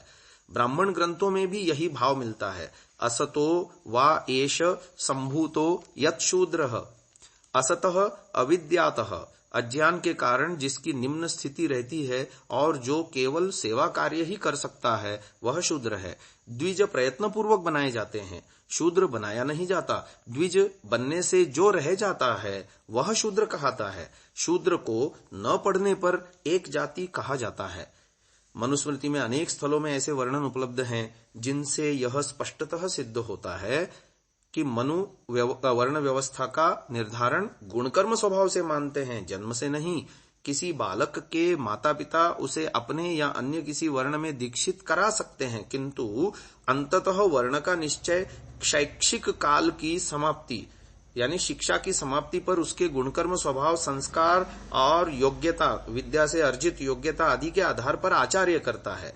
बाद में कर्मों या व्यवसाय के आधार पर उसमें परिवर्तन हो भी सकता है। सृष्टि के आदि में अनेकों मनुष्य पैदा हुए। जन्म के समय तो सभी एक जैसे थे, फिर जैसे जैसे उनके गुणकर्म स्वभाव का निश्चय होता गया वैसे वैसे वर्ण विशेष में प्रतिष्ठित किया जाता रहा। महाभारत के अंतर्गत यक्ष ने युधिष्ठिर से पूछा, राजन कुलेन वृत्तेन स्वाध्यायेन श्रुतेन वा ब्राह्मणः केन भवति एतद् ब्रूहि सुनिश्चितम्। युधिष्ठिर ने उसका उत्तर दिया, शृणु यक्ष कुलम तात न स्वाध्यायो न च श्रुतम कारणम हि द्विजत्वे च वृत्तमेव न संशयः। वृत्तम यत्नेन संरक्ष्य ब्राह्मणेन विशेषतः अक्षीण वृत्तो न क्षीणो वृत्ततस्तु हतो हतः। पठकाः पाठकाश्चैव ये चान्ये शास्त्रचिन्तकाः सर्वे व्यसिनो मूर्खाः यः क्रियावान् स पंडितः। अन्यत्र भी कहा है, संकरात् सर्ववर्णानां दुष्परीक्ष्येति मे मतिः तस्मात् शीलं प्रधानेष्टं तत्वदर्शनः विदुर्ये तत्वदर्शिनः। भिन्न भिन्न वर्णों के बीच विवाह संबंध होने पर उनसे उत्पन्न संतान के वर्ण का निश्चय कैसे होवे, इसका समाधान करते हुए युधिष्ठिर ने बताया, उसके शील चरित्र के अनुसार ही उसका वर्ण निर्धारित होगा। भगवद गीता के ये श्लोक बड़े स्पष्ट शब्दों में सिद्धांत की घोषणा कर रहे हैं। चातुर्वर्ण्यम मया सृष्टम गुणकर्म विभागशः। गीता। डॉक्टर राधाकृष्णन ने इसकी व्याख्या में लिखा कि the emphasis is on guna, aptitude and karma function and not on birth. The varna or order to which we belong is independent of sex, birth or breeding. A class determined by temperament and vocation is not a caste determined by birth and heredity. चातुर्वर्ण्य। यहां मनुष्य के गुणकर्म स्वभाव पर बल दिया है, न कि जन्म या जाति पर। हमारे वर्ण का लिंग, जन्म या पैतृक परंपरा के आधार पर निर्धारण नहीं किया जा सकता। इस संदर्भ में कुछ मूढ़मती यह कल्पना करते हैं कि यदि कोई शूद्र इस जन्म में ब्राह्मण आदि के गुणकर्म स्वभाव प्राप्त कर लेता है तो उसका अगला जन्म तत्तद गुणकर्म स्वभाव युक्त कुल में होगा और तब वह ब्राह्मण आदि को प्राप्त अधिकारों का उपभोग करेगा। गीता के उपर्युक्त श्लोक का यही अभिप्राय है कि भगवान इस जन्म के गुणकर्म स्वभाव के अनुसार अगला जन्म देता है। यह कल्पना उपहास के समान होने के साथ साथ अत्यंत मूर्खतापूर्ण भी है। यह ऐसा ही है जैसे शूद्र कुलोत्पन्न व्यक्ति के एमए कर लेने पर यह कहा जाए कि कॉलेज में अध्यापक पद पर नियुक्ति के लिए तुम्हारे प्रार्थना पत्र पर अगले जन्म में विचार होगा। यानी इस जन्म में तुम शूद्र के शूद्र ही रहोगे, इसलिए इस जन्म में तो तुमको नौकरी नहीं दे सकते, अगले जन्म में आओ। तो ऐसा कभी हो सकता है क्या? फिर यदि शूद्र होने के कारण किसी को इस जन्म में पढ़ने का अधिकार ही नहीं मिलेगा तो वह अगले जन्म में उच्च वर्णस्थ कुल में जन्म लेने के लिए अपेक्षित गुणकर्म स्वभाव कैसे अर्जित करेगा? ये भी तो एक प्रश्न है। और एक बात और, इस कल्पना के अनुसार वर्तमान में जो भी ब्राह्मण कुलोत्पन्न मनुष्य हैं, निश्चय ही वे अपने पूर्व जन्म में ब्राह्मणोचित गुणकर्म स्वभाव प्राप्त जीवात्माएं हैं, परंतु हम देखते हैं कि वर्तमान में उनके लिए काला अक्षर भैंस बराबर है और लोगों के घरों में महाराज कहकर चूल्हा झोंक रहे हैं। कई ब्राह्मण ऐसे मिलते हैं देश में। कहां गई उसकी पूर्व जन्म में संचित ब्राह्मणोचित गुणकर्म स्वभाव की पूंजी, जिसके आधार पर उन्हें वर्तमान में ब्राह्मण कुल में जन्म मिला था? पूर्वोद्धृत विश्वामित्र, वशिष्ठ, मातंग, कवश, आइलुष आदि के उदाहरणों से भी स्पष्ट है कि गुण कर्म स्वभाव के बदलने पर इसी जन्म में न केवल वर्ण बदल जाता है अपितु ऋषित्व तक प्राप्त हो जाता है।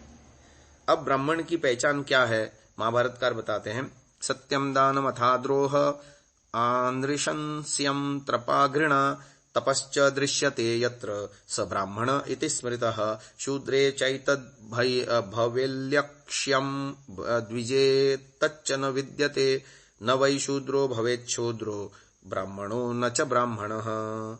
जिसमें सत्य, दान, अद्रोह, क्रूरता का अभाव, लज्जा, दया और तप दिखाई दें वह ब्राह्मण कहता है। यदि ये गुण शूद्र में दिखाई दें और ब्राह्मण में न मिले तो न ऐसा शूद्र है और न ऐसा ब्राह्मण है।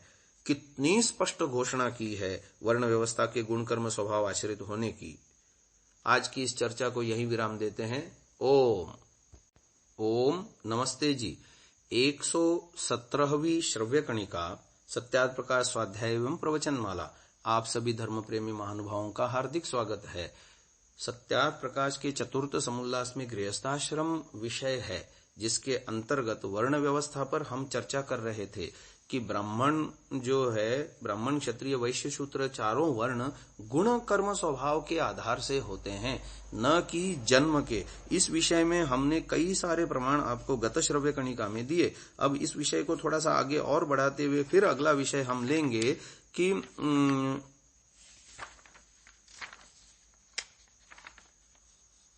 परमेश्वर जब निराकार होने से मुखादि अंग नहीं तो मुख आदि से उत्पन्न होना असंभव है। इस बात को हम आगे लेंगे। पहले उसके उपसंहार करते हैं गत श्रव्य कणिका में दिए विषय का कि यदि मनु आदि ऋषि और आचार्य किसी वर्ण को श्रेष्ठ और किसी को हीन मानते तो उन्हें वर्णों के कर्तव्य निश्चय करने की आवश्यकता ही क्या थी? क्योंकि जो व्यक्ति जन्म के आधार पर ही श्रेष्ठ या हीन माना जा रहा है वह वैसा ही रहेगा, चाहे वह कर्म करे या न करे, सत्कर्म करे या दुष्कर्म करे। यतोहि शैशव अवस्था और कौमार्य अवस्था में भी वह वर्णों के लिए निर्धारित कर्म नहीं करता अपितु बहुत बार विरोधी कर्म भी कर बैठता है। जब उस अवस्था में भी उसे जन्मतः ही ब्राह्मण और धर्म की मूर्ति माना जा रहा है तो बाद में कर्मों के करने या न करने या अन्यथा करने पर भी उसका ब्राह्मणत्व तो नष्ट नहीं होना चाहिए ना। परंतु मनुस्मृति में सभी विधि निषेधों का, व्यवस्थाओं का और वर्णों के लिए निर्धारित कर्मों को बताए जाने से यह स्पष्ट हो जाता है कि मनु धर्म, अधर्म, कर्म और व्यवस्थाओं से ही वर्ण व्यवस्था मानते हैं। यदि ऐसा न माना जाए तो मनुस्मृति और अन्य शास्त्रों द्वारा अनुमोदित संपूर्ण कर्म विधान ही नष्ट हो जाएगा। यानी ये कहना चाह रहे हैं कि यदि आप, जैसे वर्तमान में विकृत वर्ण व्यवस्था समाज में प्रचलित है, फिर वो मूर्ख है, लोगों के घरों में खाना पका रहा है, लोगों के शादी आदि कार्यक्रमों में वो भी नीच कर्म कर रहा है, यद्यपि शूद्रों के कर्म कर रहा है, परंतु उसको जन्मना ब्राह्मण मान रहे हैं आप, तो ये समस्या उत्पन्न हो जाएगी कि यदि जन्म से ही ब्राह्मण मानते हो तो फिर उसके कर्म आदि के लिए, उत्तम कर्मों के लिए विधान क्यों करते हो। तो ऐसा नहीं है, ये बताना चाह रहे हैं। इन्होंने एक प्रश्न उत्पन्न किया जो हमें सोचना चाहिए। वैदिक धर्म में निश्रित बौद्ध तथा जैन मतों में भी वर्ण व्यवस्था को इसी रूप में स्वीकार किया गया है। यानी वेद धर्म से अलग होकर के जो बौद्ध और जैन मत बने, उनमें भी वर्ण व्यवस्था गुणकर्म स्वभाव के आधार पर ही मानते हैं। धम्म पद में आया न जच्चा यानी जन्मना, वुसलो यानी वृषलो, होती न जच्चा होती ब्राह्मण, कम्मना यानी कर्मणा, वुसलो होती कम्मना होती ब्राह्मण। और महावीर स्वामी ने लिखा कम्मुणा बम्भणो होई, कम्मुणा होई खत्तियो, वैसो कम्मुणा होई, खुद्दो होई कम्मुणा। देखो कितने स्पष्ट भाषाओं में कहते हैं कि आजकल शतपथ ब्राह्मण में यह पाठ उपलब्ध है, तस्मात् पुरुषात् पूर्वं ब्रह्मैवासृज्यत तदस्य तन्मुखमेवासृज्यत। भाव दोनों का एक है। और शतपथ ब्राह्मण में इस प्रकार पाठ है, अस्यैवै तत्सर्वस्य ब्रह्म मुखम करोति तस्मादस्य सर्वस्य ब्राह्मणो मुखम। अर्थात यतः ब्राह्मण ज्ञान विज्ञान को इस समस्त संसार का मुख बनाया है, अतएव ब्राह्मण इस समस्त जगत का मुख है। तांड्य ब्राह्मण में भी इस आशय के शब्द मिलते हैं, ब्राह्मणो मनुष्याणाम मुखम तस्मात् ब्राह्मणो मुखेन वीर्यम करोति मुखतो ही सृष्टः। अर्थात ब्राह्मण मनुष्यों में मुख सदृश है, अतएव ब्राह्मण मुख से शक्ति प्रदर्शन करता है। इसीलिए कहा जाता है कि ब्राह्मण मुख से उत्पन्न हुआ। अग्नि वैश्य गृह सूत्र त्रिवांकुर विश्वविद्यालय द्वारा प्रकाशित के पृष्ठ 1 पर टिप्पणी में संपादक ने श्रुति के नाम से पाठ दिया, गायत्री छंदो रथंतरम साम ब्राह्मणो मनुष्याणाम अजः पशूनाम तस्मादेते मुख्या मुखतो ह्यसृजंत। महानुभाव, एक प्रश्न आगे सत्यार्थ प्रकाश में उठा रहे हैं। जब परमेश्वर के निराकार होने से मुख आदि अंग ही नहीं है, तो मुख आदि से उत्पन्न होना असंभव है। जैसा कि बंध्या स्त्री के पुत्र का विवाह होना और जो मुख आदि अंगों से ब्राह्मण आदि उत्पन्न होते, तो उपादान कारण के सदृश ब्राह्मण आदि की आकृति अवश्य होती। जैसा मुख का आकार गोलमोल है, वैसा ही उनके शरीर का भी गोलमोल मुखाकृति के समान होना चाहिए।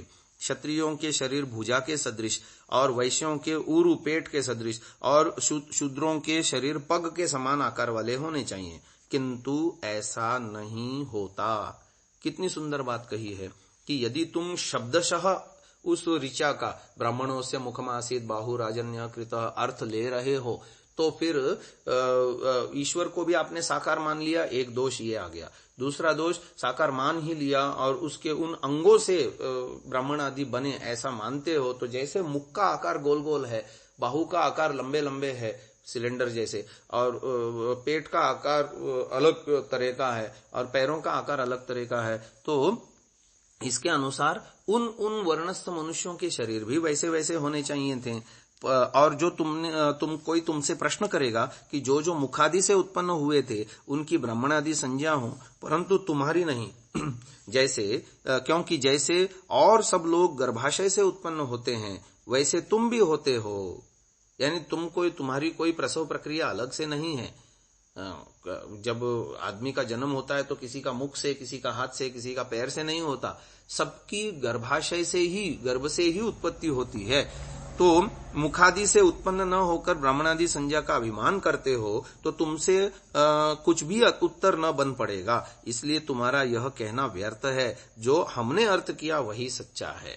यानी ईश्वरीय तत्त गुणों से ब्राह्मण आदि के शरीर को प्राप्त हुए मनुष्यों में ब्राह्मणत्व, क्षत्रियत्व, वैश्यत्व और शूद्रत्व होता है। ये हम प्रतिपादित करते आ रहे हैं विगत 3 श्रव्य कणिकाओं से। तो यही अर्थ जो ऋषि दयानंद ने किया वो सही है, ऐसी बात कह रहे हैं। तो आगे बढ़ते हैं। अन्यत्र भी ऐसा कहा है, वर्ण परिवर्तन का प्रमाण दे रहे हैं। शूद्रो ब्राह्मणताम एति ब्राह्मणश्चैति शूद्रताम क्षत्रियाज्जातमेवन्तु विद्याद् वैश्यात् तथैव च। यह मनुस्मृति के 10वें अध्याय का 65वां श्लोक है। जो शूद्र कुल में उत्पन्न होकर के ब्राह्मण क्षत्रिय वैश्य के समान गुणकर्म स्वभाव वाला हो तो वह शूद्र ब्राह्मण क्षत्रिय और वैश्य हो जाए। वैसे ही जो ब्राह्मण क्षत्रिय और वैश्य कुल में उत्पन्न हुआ हो और उसके गुण कर्म स्वभाव शूद्र के सदृश हो तो वह शूद्र हो जाए। वैसे क्षत्रिय व वैश्य कुल में उत्पन्न होके ब्राह्मण व शूद्र के समान गुणकर्म स्वभाव वाला होने से ब्राह्मण और शूद्र भी हो जाता है। अर्थात चारों वर्णों में जिस जिस वर्ण के सदृश जो जो पुरुष व स्त्रीय हो उस वर्ण में उसकी गिनती होवे। महानुभाव कितनी बढ़िया बात कही है। धर्माचर्यया जगन्यो वर्णः पूर्वं पूर्णं वर्णमापद्यते जाति परिवृत्तो अधर्माचर्यया पूर्वो वर्णो जगन्यम जघन्यम वर्णमापद्यते जाति परिवृत्तो। ये आपस्तंभ सूत्र हैं, आपस्तंभ के सूत्र हैं जो ये बता रहे हैं अधर्माचरण से निकृष्ट वर्ण अपने से उत्तम वर्णों को नहीं, धर्माचरण करने से निकृष्ट वर्ण अपने से उत्तम वर्णों को प्राप्त होगा और वह उसी वर्ण में गिना जाएगा जिसके लिए वह योग्य है। वैसे ही अधर्माचरण करने से पूर्व अर्थात उत्तम वर्णों वाला मनुष्य अपने से नीचे वर्णों को प्राप्त होगा और वह उसी वर्ण में गिना जाएगा। जैसे पुरुष जिस जिस वर्ण के योग्य होता है वैसी ही स्त्रियों की भी वर्ण व्यवस्था समझनी चाहिए। इससे क्या सिद्ध हुआ कि इस प्रकार होने से सब वर्ण अपने अपने गुण कर्म स्वभाव युक्त होकर शुद्धता के साथ रहते हैं। अर्थात ब्राह्मण कुल में कोई क्षत्रिय वैश्य और शूद्र के सदृश न रहे और क्षत्रिय वैश्य तथा शूद्र वर्ण भी शुद्ध रहते हैं, अर्थात वर्ण संकरता प्राप्त नहीं होगी। इससे किसी वर्ण की निंदा व अयोग्यता भी नहीं होगी। महानुभाव एक प्रश्न उठा रहे हैं, जो किसी एक ही पुत्र व पुत्री हो किसी के, वह दूसरे वर्ण में प्रविष्ट हो जाए तो उसके माँ बाप की सेवा कौन करेगा और वंश उच्छेद भी हो जाएगा, इसकी क्या व्यवस्था होगी? तो उत्तर दिया, न किसी की सेवा का भंग न वंशोच्छेदन होगा, क्योंकि उनको अपने लड़के लड़कियों के बदले स्ववर्ण के योग्य दूसरे संतान विद्या सभा और राजार्य सभा की व्यवस्था से मिलेंगे, इसलिए कुछ भी अव्यवस्था नहीं होगी। ये विचार वर्तमान में थोड़ा सा पचाने में समाज को बिल्कुल अलग सा लगेगा कि एक संतान जो ब्राह्मण वर्णस्थ पैदा हुई हो और वो कोई दूसरी उसकी सेवा करे और शूद्रत्व में चला गया तो, और शूद्रत्व का ब्राह्मण बन गया तो कोई दूसरे ब्राह्मणी माता पिता उसको मिले सेवा के लिए। परंतु जैसे वर्तमान में जन्मना ब्राह्मण से वर्ण व्यवस्था विकृत हो चुकी है, तो ये व्यवस्था जो दे रही है विद्या सभा और राजार्य सभा, इसका आज अस्तित्व ही नहीं है। जब अस्तित्व होगा तो इसको साकार होने में क्या देर लगेगी। इस विषय के साथ, इस विचार के साथ हम आज की श्रव्य कणिका को विराम दे रहे हैं। ओम नमस्ते जी। 118वीं श्रव्य कणिका सत्यार्थ प्रकाश स्वाध्याय एवं प्रवचन माला आप सभी धर्म प्रेमी महानुभावों का हार्दिक स्वागत है।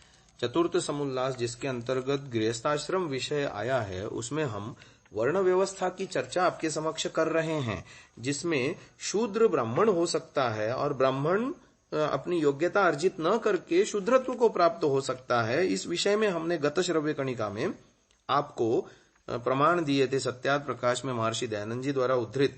अब इसकी थोड़ी सी और व्याख्या करते हैं कि मनु द्वारा प्रतिपादित वर्ण व्यवस्था के संदर्भ में श्लोक बड़ा महत्वपूर्ण है। शूद्रो ब्राह्मणतामेति ब्राह्मणश्चैति शूद्रताम क्षत्रियाज्जातम एवन्तु विद्याद् वैश्यात् तथैव च।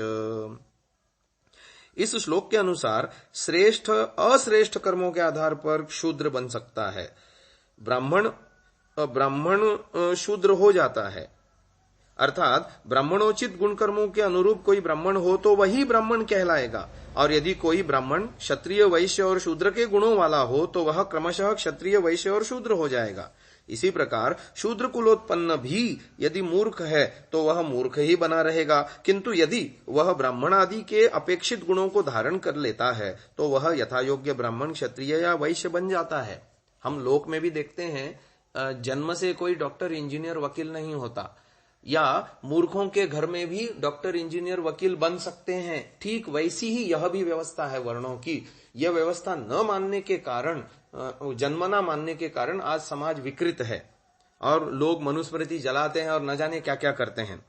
तो इसमें प्रमाण है, यो नधीत्य द्विजो वेदम अन्यत्र कुरुते श्रमम स जीवन्नेव शूद्रत्वम आशु गच्छति सान्वयः। मनुस्मृति 2:168।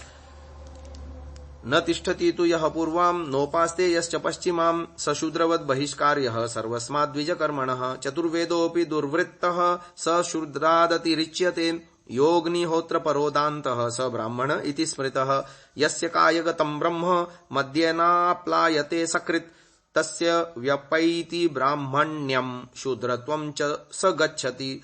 गणिका गर्भ संभूतो वसिष्ठश्च महामतिः तपसो ब्राह्मणो जातः संस्कारस्तत्र कारणम् जातो व्यासश्च कैवर्त्याः श्वपाक्यास्तु पराशरः बहवो अन्येऽपि विप्रत्वं प्राप्ता ये पूर्वमद्विजाः।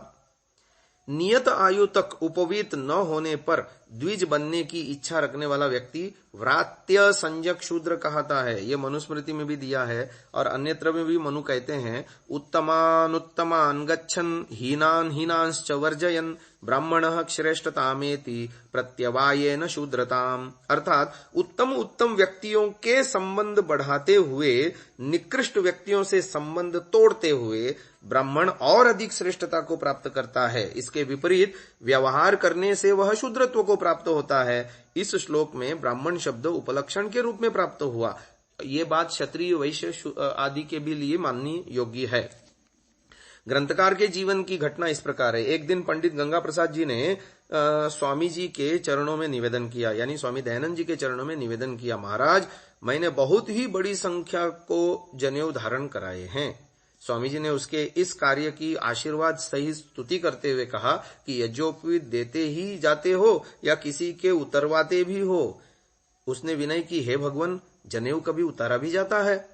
तो स्वामी जी ने कहा, हाँ, जो जन धर्म कर्महीन हो जाएं, उनके यज्ञोपवीत उतार भी देने चाहिए, भले ही कोई ब्राह्मण कुल में क्यों न उत्पन्न हुआ हो, पर अब वो शूद्र हो गया, उसे यज्ञोपवीत धारण करने का कोई अधिकार नहीं है। इसके साथ ही शूद्रत्व को प्राप्त व्यक्ति यदि अपने कर्मों को सुधार लेता है तो वह पुनः अपने वर्ण को प्राप्त कर लेगा। मनु ने यह मान्यता व्रात्य संज्ञक शूद्रों के लिए और अपने वर्ण की मर्यादा के विरुद्ध कार्य करने के कारण ब्राह्मण वर्ण से बहिष्कृत ब्राह्मणों के लिए विहित प्रायश्चित्तों में व्यक्त की है। इससे भी प्रकारांतर से वर्ण व्यवस्था कर्मानुसार ही तो सिद्ध हो रही है। अब आते हैं उस श्लोक को जो महर्षि दयानंद जी धर्माचर्य या जगन्यो वर्ण ले रहे हैं कि ऐतरेय ब्राह्मण में कवश एलुष नामक व्यक्ति की घटना वर्णित है, जो वर्ण परिवर्तन तथा प्रत्यावर्तन का ज्वलंत प्रमाण है। यानी अपने वर्ण से ऊपर उठने की बात वो कह रहे हैं, वर्ण से गिरने और फिर उससे ऊपर उठने की बात कह रहे हैं। ऋषयो वै सरस्वत्यां सत्रमासत ते ऋषय कवश ऐलूषम सोमादनयन दासीपुत्रः कितवो ब्राह्मणः कथम नो मध्ये दीक्षिष्टेति स बहिन्धवोड्डूढः पिपासया दित्त एतदपोनप्त्रियमपश्यत् अदेवत्रा ब्रह्मणे गातुरेति इति। अर्थात ऋषि लोगों ने सरस्वती नदी के तट पर यज्ञ का आयोजन किया। यज्ञ में भाग लेने आए हुए कवश ऐलूष ने ऋषियों के सोम से वंचित कर दिया। यह सोचकर कि यह दासी का पुत्र है, कपट आचरण वाला अब्राह्मण किस प्रकार हमारे बीच दीक्षित हो गया है। यज्ञ से बाहर निकाल दिए जाने पर वह कवश ऐलूष पिपासा से संतप्त हुआ बाहर जंगल में चला गया। वहां उसने अपतोनप्त्र देवता वाले सूक्त का अर्थ दर्शन किया। तब ऋषियों ने उसे वेदार्थ दृष्टा होने के कारण पुनः अपने पास बुलाकर यज्ञ में दीक्षित किया। यानी दासी पुत्र होने के कारण और अवैदिक आचरण के कारण पथभ्रष्ट माना गया व्यक्ति जब दोबारा उसने अपने गुण कर्म स्वभाव सुधार लिए, तब उन्हीं ब्राह्मणों ने उनको वापस दीक्षित कर लिया। ये एक उदाहरण हमको मिल रहा है। 16 अप्रैल 1881 को चौबे कन्हैयालाल जी को एक पत्र में महर्षि दयानंद जी लिखते हैं, मुसलमान आदि अन्य मत वाले वैदिक धर्म में आवें तो वे जिस गुण कर्म स्वभाव युक्त हों उसी वर्ण में रह सकते हैं। विवाह और खानपान आदि व्यवहार भी अपने समान वर्णों वाले व्यक्ति के साथ करें, इससे किसी प्रकार की हानि नहीं हो सकती। यह पत्र और विज्ञापन पृष्ठ 287 में लिखा हुआ है। ऋग्वेदादि भाष्य भूमिका में वर्णाश्रम विषय के अंतर्गत ऋषि दयानंद ने लिखा, मनुष्य जाति के ब्राह्मण, क्षत्रिय, वैश्य और शूद्र ये वर्ण कहलाते हैं। वेद रीति से इनके दो भेद हैं, एक आर्य दूसरा दस्यु। इसमें यह प्रमाण है, विजानी ही आर्यान ये च दस्यवः तथा उत शूद्र उतार्ये। इस मंत्र में भी आर्य ब्राह्मण, क्षत्रिय, वैश्य और अनार्य अनाड़ी जो कि शूद्र कहते हैं, ये दो ही विभाग किए गए हैं। असुरिया नाम ते लोका इत्यादि मंत्र यजुर्वेद 40:3 से भी देव और असुर अर्थात विद्वान और मूर्ख यही दो भेद जाने जाते हैं और इन्हीं दोनों के विरोध को देवासुर संग्राम कहते हैं। ब्राह्मण, क्षत्रिय, वैश्य और शूद्र ये चार भेद गुणकर्म स्वभाव से किए गए हैं। इस संदर्भ को पढ़ने से ऐसा प्रतीत होता है कि ब्राह्मण, क्षत्रिय, वैश्य और शूद्र इन वर्णों को दो भागों में बांटा जा सकता है, एक आर्य दूसरा दस्यु। यानी ब्राह्मण, क्षत्रिय तथा वैश्य की गणना आर्य के अंतर्गत की गई और शूद्र को अनार्य यानी अनाड़ी यानी पढ़ने से भी नहीं पढ़ पाया यानी द्विजों के गुण अर्जित नहीं कर पाया, ये होता है। आगे इन्हीं को देव और असुर संज्ञा कहा गई। इससे अनार्य, दस्यु, शूद्र और असुर एकार्थक सिद्ध होते हैं, परंतु वेद तथा मनुस्मृति आदि प्रमाणक ग्रंथ ऐसा नहीं मानते। दस्यु, दास, असुर तथा अनार्य को एक अर्थ वाले मानते हैं, किंतु शूद्र को उसके साथ नहीं जोड़ा जा सकता। दस्यु शब्द दसु उपक्षये धातु से बना। दस्यु समाज का निर्माता नहीं, विघातक होता है। उसे चोर, लुटेरा, डाकू, लंपट आदि शब्दों में पुकारा जाता है। दस्युओं को समाज में अपराधी तथा दंडनीय माना गया। वधीर ही दस्यु धनिनम धनेन, यह ऋग्वेद का वचन है। इस वेद मंत्र के अनुसार धनवान दस्यु को भी मार डालने का विधान है। इससे अगले मंत्र में दस्यु को अयज्वा याज्ञिकों से ईर्ष्या करने वाला और अव्रती अर्थात धार्मिक, सामाजिक और राजकीय नियमों का उल्लंघन करने वाला कहा गया। अवादहो दिव आ दस्युम ऋग्वेद इस मंत्र में दस्यु को जला डालने का आदेश दिया। विजानी ही आर्यान ये च दस्यवो बर्हिष्मते रंधय शासत अव्रतान, यहां दस्युओं को नष्ट करने का और वश में लाने का विधान है। दस्युम वकुरेणाधमंता ऋग्वेद इस मंत्र में दस्यु को शस्त्र से मारने का विधान किया। अन्यत्र भी अनेकों मंत्रों में दास या दस्यु के लिए अत्यंत घृणित शब्दों का प्रयोग करते हुए उन्हें वश में करने और अनेक प्रकार से दंडित करने का विधान है, क्योंकि ये समाज के शत्रु हैं। फिर भला शूद्र को आप दस्यु क्यों कहते हो? नहीं कह सकते। एक शूद्र भी भले ही वह पढ़ लिख करके द्विजों के यानी ब्राह्मण, क्षत्रिय, वैश्य के गुणार्जन नहीं कर सका, परंतु वह ईमानदार हो सकता है, वह वेदाज्ञा पालन करने वाला परिश्रमी पुरुषार्थी हो सकता है, अन्य वर्णस्थ लोगों के कामों में सहयोग देने वाला, वेद आज्ञा पालन करने वाला व्यक्ति हो सकता है। तो जब इसके विपरीत जब हम शूद्र शब्द के संबंध में विचार करते हैं तो पता चलता है वेदादि शास्त्रों की दृष्टि में शूद्र एक सत्पुरुष है जो दस्यु से सर्वथा भिन्न है। इसलिए शूद्र को दस्यु के अंतर्गत गिनना महा अपराध है। तो इस विषय में हम और भी बातें आपको अगली श्रव्य कणिकाओं में कहेंगे। अगली श्रव्य कणिका में बहुत अच्छा विषय भी आ रहा है, वर्ण का निश्चय कैसे हो और समय क्या हो, ये सारी बातें आ रही हैं। तो आज की इस सेवा को, आज की इस श्रव्य कणिका को यहीं विराम देते हैं। ओम नमस्ते जी। 119वीं श्रव्य कणिका सत्यार्थ प्रकाश स्वाध्याय एवं प्रवचन माला। आप सभी धर्म प्रेमी महानुभावों का हार्दिक स्वागत है। चतुर्थ समुल्लास में गृहस्थाश्रम प्रकरण है, जिसके अंतर्गत वर्णों की बात हम गत श्रव्य कणिकाओं में कर रहे थे। अब शीर्षक है अगला, वर्ण निश्चय का समय। यह गुणकर्मों से वर्णों की व्यवस्था कन्याओं की 16वें वर्ष और पुरुषों की 25वें वर्ष की परीक्षा में नियत करनी चाहिए। यानी महर्षि दयानंद जी कहते हैं कि ब्रह्मचारी का कोई वर्ण नहीं होता। हाँ, उसको उसके गुणकर्म स्वभाव के आधार पर तत्त शिक्षा दी जा सकती है, और जब उसका समावर्तन संस्कार हो जाए अर्थात जब उसकी पढ़ाई पूरी हो जाए और डिग्री या उसको जो है ना उपाधि, मानद उपाधि विद्या की जब दिया जाने का प्रसंग हो, तब उसके वर्ण का निर्धारण हो, ये बात लिख रहे हैं। और इसी क्रम से अर्थात ब्राह्मण वर्ण का ब्राह्मणी, क्षत्रिय वर्ण का क्षत्रिया, वैश्य वर्ण का वैश्या और शूद्र वर्ण का शूद्रा के साथ विवाह होना चाहिए। तभी अपने अपने वर्णों के कर्म और परस्पर प्रीति भी यथा योग्य रहेगी। इन चारों वर्णों के कर्तव्य कर्म और गुण कर्म स्वभाव की बात अब आगे बताएंगे महानुभाव।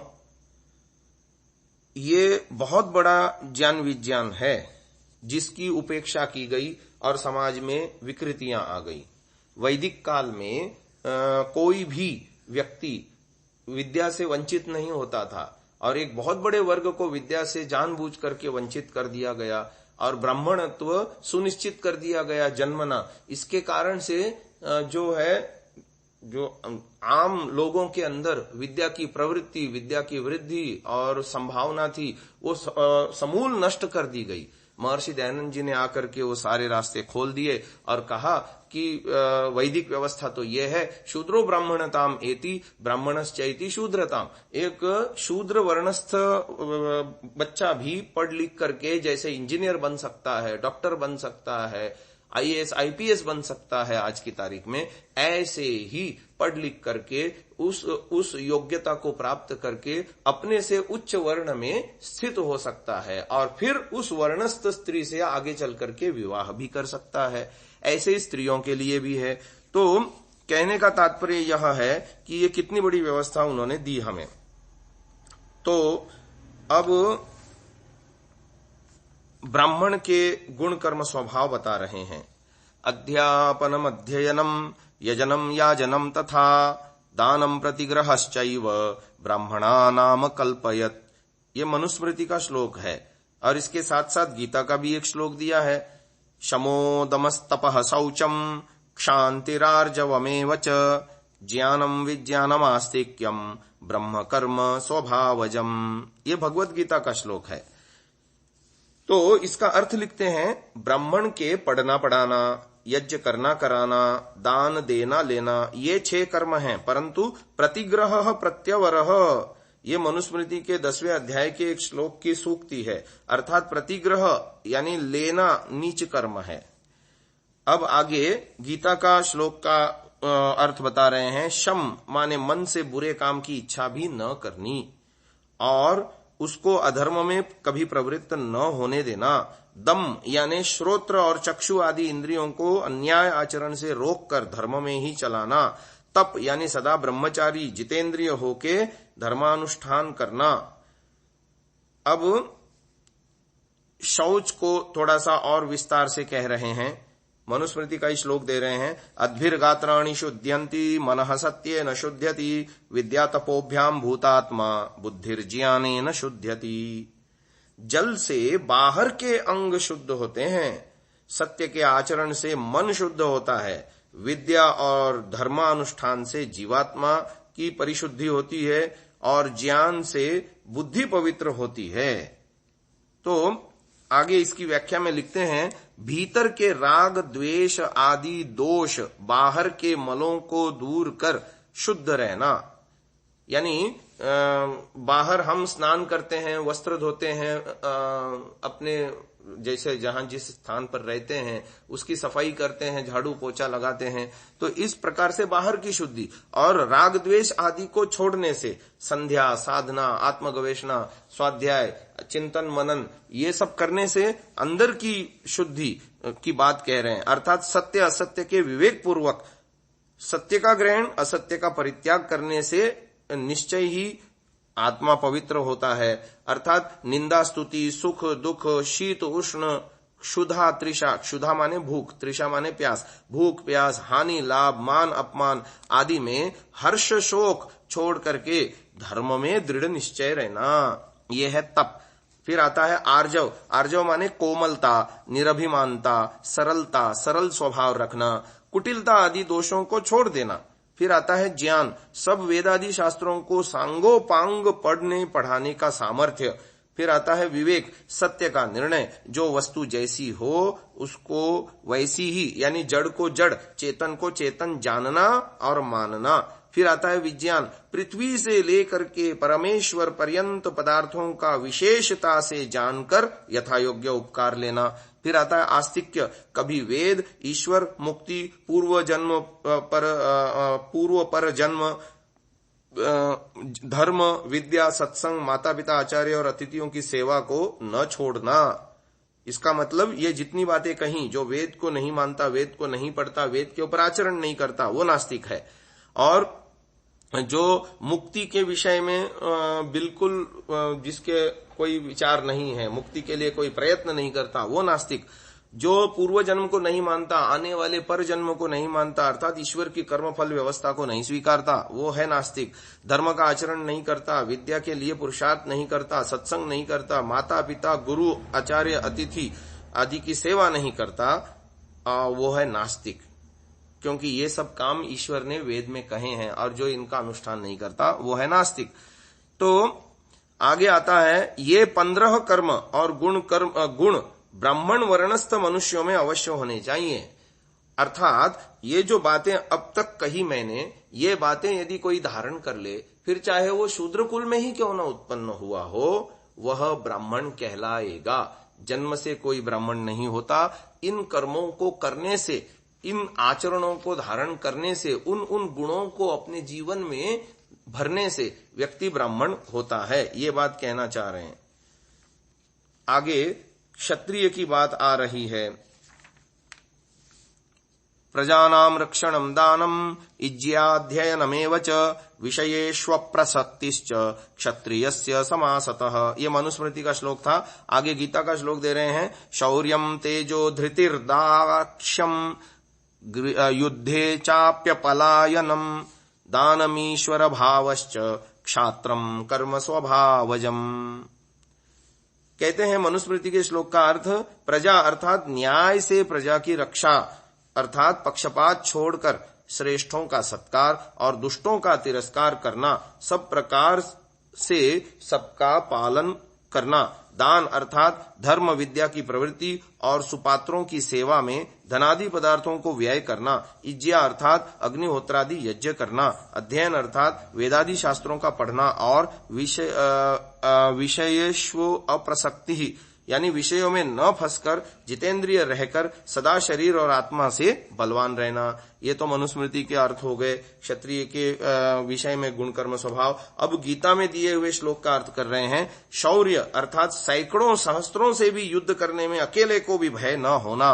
तेज यानी सदा तेजस्वी, दीनता रहित, प्रगल्भ, दृढ़ रहना। धृति यानी धैर्यवान होना। दाक्ष्यम यानी राजा और प्रजा संबंधी व्यवहार और सब शास्त्रों में अति चतुर होना। युद्धे अर्थात युद्ध में दृढ़ निशंक रह के उससे कभी न हटना, न भागना, अर्थात इस प्रकार से लड़ना कि जिससे निश्चित विजय होवे। आप बचे, जो भागने से व शत्रुओं को धोखा देने से जीत होती हो तो ऐसा ही करना। दान अर्थात दानशीलता रखना। ईश्वर भाव, पक्षपात रहित होके सबके साथ यथायोग्य वर्तना, विचार के देना, प्रतिज्ञा पूरी करना, उसको कभी भंग न होने देना। ये 11 क्षत्रिय वर्ण के कर्म और गुण हैं।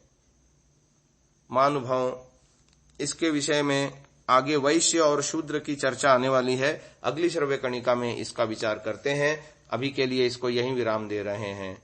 ओम नमस्ते जी। 120वीं श्रव्य कणिका सत्यार्थ प्रकाश स्वाध्याय एवं प्रवचन माला आप सभी धर्म प्रेमी महानुभावों का हृदय पूर्वक स्वागत करता हूं। हम चतुर्थ समोल्लास में गृहस्थाश्रम प्रकरण में वर्ण व्यवस्था और अलग अलग वर्णों के गुण कर्म स्वभावों की चर्चा कर रहे हैं, जिसमें ब्राह्मण और क्षत्रिय की मनुस्मृति और गीता के श्लोकों के आधार पर महर्षि दयानंद जी की हुई व्याख्या हमने सुनी। अब हम वैश्य के गुण कर्म स्वभाव आपको मनुस्मृति के श्लोक के आधार पर बता रहे हैं। श्लोक है, पशूनां रक्षणं दानम् इज्याध्ययनमेव च वणिक्पथं कुसीदं च वैश्यस्य कृषिमेव च। पशु रक्षा, गाय आदि पशुओं का पालन वर्धन करना। दान, विद्या धर्म की वृद्धि करने कराने के लिए धनादि का व्यय करना। यज्ञा, अग्निहोत्रादि यज्ञों का करना। अध्ययन, वेदादि शास्त्रों का पढ़ना। वणिक पथ, सब प्रकार के व्यापार करना। कुसीद, 1 सैकड़े में 4, 6, 8, 12, 16 व 32 आनों से अधिक ब्याज और मूल से दुगना अर्थात 1 रुपया दिया हो तो 100 वर्ष में भी 2 रुपये से अधिक न लेना और न देना। देखो महर्षि दयानंद जी ने कितनी अच्छी व्यवस्था दी कि जो है ब्याज के पैसे कितने लेने और कितने देने, तो ये भी उन्होंने निर्धारित कर दिया। कृषि माने खेती करना, ये 7 वैश्य के गुण कर्म हैं। शूद्र, एकमेव हि शूद्रस्य प्रभुकर्म समादिशत् एतेषामेव वर्णानां शुश्रूषा मनसूयया। मनुस्मृति, शूद्र को योग्य है कि निंदा, ईर्ष्या, अभिमान आदि दोषों को छोड़ के ब्राह्मण, क्षत्रिय और वैश्यों की सेवा यथावत करना और उसी से अपना जीवन निर्वाह करना, यही एक शूद्र का कर्म और गुण है। गुण कर्म स्वभाव अनुसार वर्ण व्यवस्था से क्या लाभ होते हैं, इस विषय को आगे बता रहे हैं। ये संक्षेप से वर्णों के गुण और कर्म लिखे। जिस जिस पुरुष में जिस जिस वर्ण के गुण कर्म हो उसे उस वर्ण का अधिकार देना चाहिए। ऐसी व्यवस्था रखने से सब मनुष्य उन्नतिशील होते हैं, क्योंकि उत्तम वर्णों को भय होगा कि जो हमारे संतान मूर्खत्वादि दोषयुक्त होंगे तो शूद्र हो जाएंगे, और संतान भी डरते रहेंगे कि जो हम उक्त चाल चलन और विद्यायुक्त न होंगे तो शूद्र होना पड़ेगा, और नीच वर्णों को भी उत्तम वर्णस्थ होने के लिए उत्साह बढ़ेगा। अब किस वर्ण को क्या अधिकार देना चाहिए?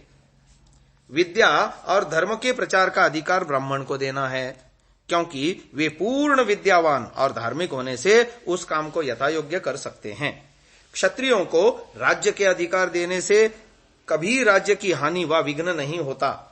पशुपालन आदि अधिकार वैश्यों को ही होना योग्य है, क्योंकि वे इस काम को अच्छे प्रकार से कर सकते हैं। शूद्र को सेवा का अधिकार इसलिए है कि वह विद्या रहित मूर्ख होने से विज्ञान संबंधी काम कुछ भी नहीं कर सकता, किंतु शरीर के काम सब कर सकता है। इस प्रकार वर्णों को अपने अपने अधिकार में प्रवृत्त रखना। अब अगला शीर्षक आता है विवाह के लक्षण। मनुस्मृति का श्लोक दे रहे हैं। ब्राह्मो दैवस्तथैवार्षः प्राजापत्यस्तथासुरः गान्धर्वो राक्षसश्चैव पैशाचश्चाष्टमो धमः। विवाह 8 प्रकार का होता है। 1 ब्राह्म, दूसरा दैव, तीसरा आर्ष, चौथा प्राजापत्य, 5वां आसुर, 6ठा गांधर्व और 7वां राक्षस और 8वां पैशाच। इन विवाहों की व्यवस्था है कि वर कन्या दोनों यथावत ब्रह्मचर्य से पूर्ण विद्वान, धार्मिक और सुशील हों, उनका परस्पर प्रसन्नता से विवाह होना ब्राह्म कहलाता है। ये पहला प्रकार था। दूसरा है दैव। विस्तृत यज्ञ करने में ऋत्विक कर्म करते हुए जामाता को यानी जमाई को अलंकार युक्त कन्या का देना ब्राह्म कहता है। तीसरा दैव कहता है, दूसरा है ये। फिर तीसरा है आर्ष, यानी वर से यानी लड़के से कुछ लेके वर कन्या का विवाह होना आर्ष है। और चौथा है प्राजापत्य, दोनों का विवाह धर्म की वृद्धि के लिए होना, ये है प्राजापत्य। फिर 5वां है आसुर, वर और कन्या को कुछ दे के विवाह होना, आसुर। फिर गांधर्व, अनियम असमय किसी कारण से वर कन्या का इच्छा पूर्वक परस्पर संयोग होना, ये है गांधर्व विवाह। हम पुराणों में आदि में ये कथा हमको बहुत सारी मिलती है कि फलाने का अमुक से गांधर्व विवाह हुआ आदि आदि। तो फिर अगला है राक्षस, लड़ाई करके बलात्कार अर्थात छीन झपट व कपट से कन्या का ग्रहण करना, यह है राक्षस। और फिर अंत में पैशाच, शयन अथवा मद्यादि पी हुई पागल कन्या से बलात्कार संयोग करना, यह है पैशाच। तो इन सब विवाहों में ब्राह्म विवाह सर्वोत्कृष्ट है, दैव और प्राजापत्य मध्यम है, आर्ष, आसुर और गांधर्व निकृष्ट हैं, तो राक्षस अधम है और पैशाच महाभ्रष्ट है। इसलिए यही निश्चय रखना चाहिए कि कन्या और वर का विवाह के पूर्व एकांत में मेल नहीं होना चाहिए, क्योंकि युवावस्था में स्त्री पुरुष का एकांतवास दूषण कारक है। तो अब ये 8 प्रकार के जो विवाह हमने आपको सत्यार्थ प्रकाश के आधार पर बताए, उसका थोड़ा सा और विवेचन करते हैं। मनु के अतिरिक्त नारद और याज्ञवल्क्य स्मृति में भी इन विवाहों का उल्लेख है। इनमें से पहले 4 उत्तम विवाह माने गए हैं, इन्हें धर्म विवाह माना गया है। अंतिम 4 को अधम यानी निकृष्ट माना गया है। पहला है ब्राह्म विवाह। आच्छाद्य चार्चयित्वा च श्रुतिशीलवते स्वयं आहूय दानम कन्याया ब्राह्मो धर्मः प्रकीर्तितः। तदनुसार कन्या का पिता योग्य सुशील विद्वान युवक को खोजकर उसे अपने घर पर आमंत्रित करता है और धार्मिक संस्कार करके कन्या को उस वर के प्रति अर्पित करता है। यह विवाह में आवश्यक तत्व हैं। माता पिता की स्वीकृति, यथाविधि विवाह संस्कार करना तथा दहेज न देना। मनुस्मृति के अनुसार ब्राह्म विवाह में केवल एक वस्त्र से अलंकृत करके कन्या को देने का अभिप्राय यही हो सकता है कि आजकल की तरह लेने देने का आडंबर न किया जाए। वेदों में पारंगत विद्वानों से अनुमोदित होने के कारण इसका नाम ब्राह्म है। अगला है दैव विवाह। यज्ञे तु वितते सम्यग् ऋत्विजे कर्म कुर्वते अलंकृत्य सुतादानम दैव धर्म प्रचक्षते। विस्तृत यज्ञ में बड़े बड़े विद्वानों को आमंत्रित कर उसमें कर्म करने वाले विद्वान को वस्त्रालंकार से सुशोभित कन्या को देने का धर्मयुक्त दैव विवाह कहते हैं।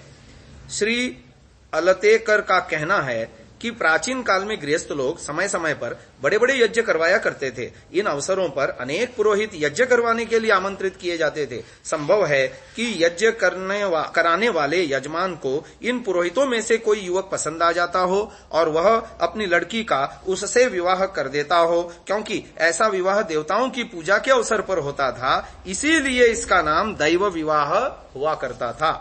श्री अलतेकर का यह विचार तर्कसंगत प्रतीत नहीं होता।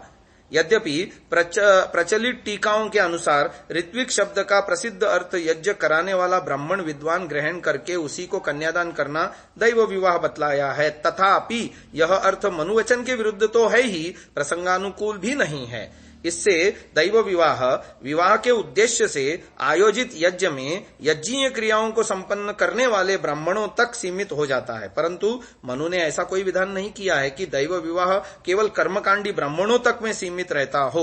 वस्तुतस्तु मनु ने सब प्रकार के विवाह सभी वर्णों के लिए विहित माने हैं। 8 प्रकार के विवाहों में से किसी भी प्रकार का विवाह किसी वर्ण विशेष के लिए निर्धारित नहीं किया गया है।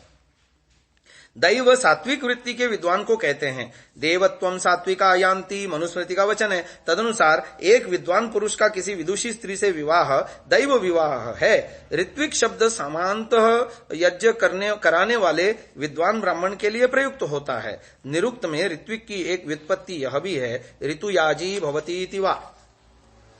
ऋतौ विशेषे अवसर विशेष यानी याजी यानी यजनशील याजनशीलो वा। इससे अवसर विशेष या उद्देश्य विशेष के लिए यज्ञ कराने वाला भी ऋत्विक कहता है। इस प्रकार विवाह प्रसंग में ऋत्विक शब्द का अर्थ हुआ विवाह के उद्देश्य से आयोजित यज्ञ में विवाह के निमित्त यजन कराने वाला अर्थात क्रियाओं का संपादन करने वाला विद्वान, जिसका विवाहार्थ वर्ण किया जाता है। आगे आर्ष विवाह की चर्चा हम अगले श्रव्य कणिका में करते हैं। इसको यहीं विराम देते हैं। ओम।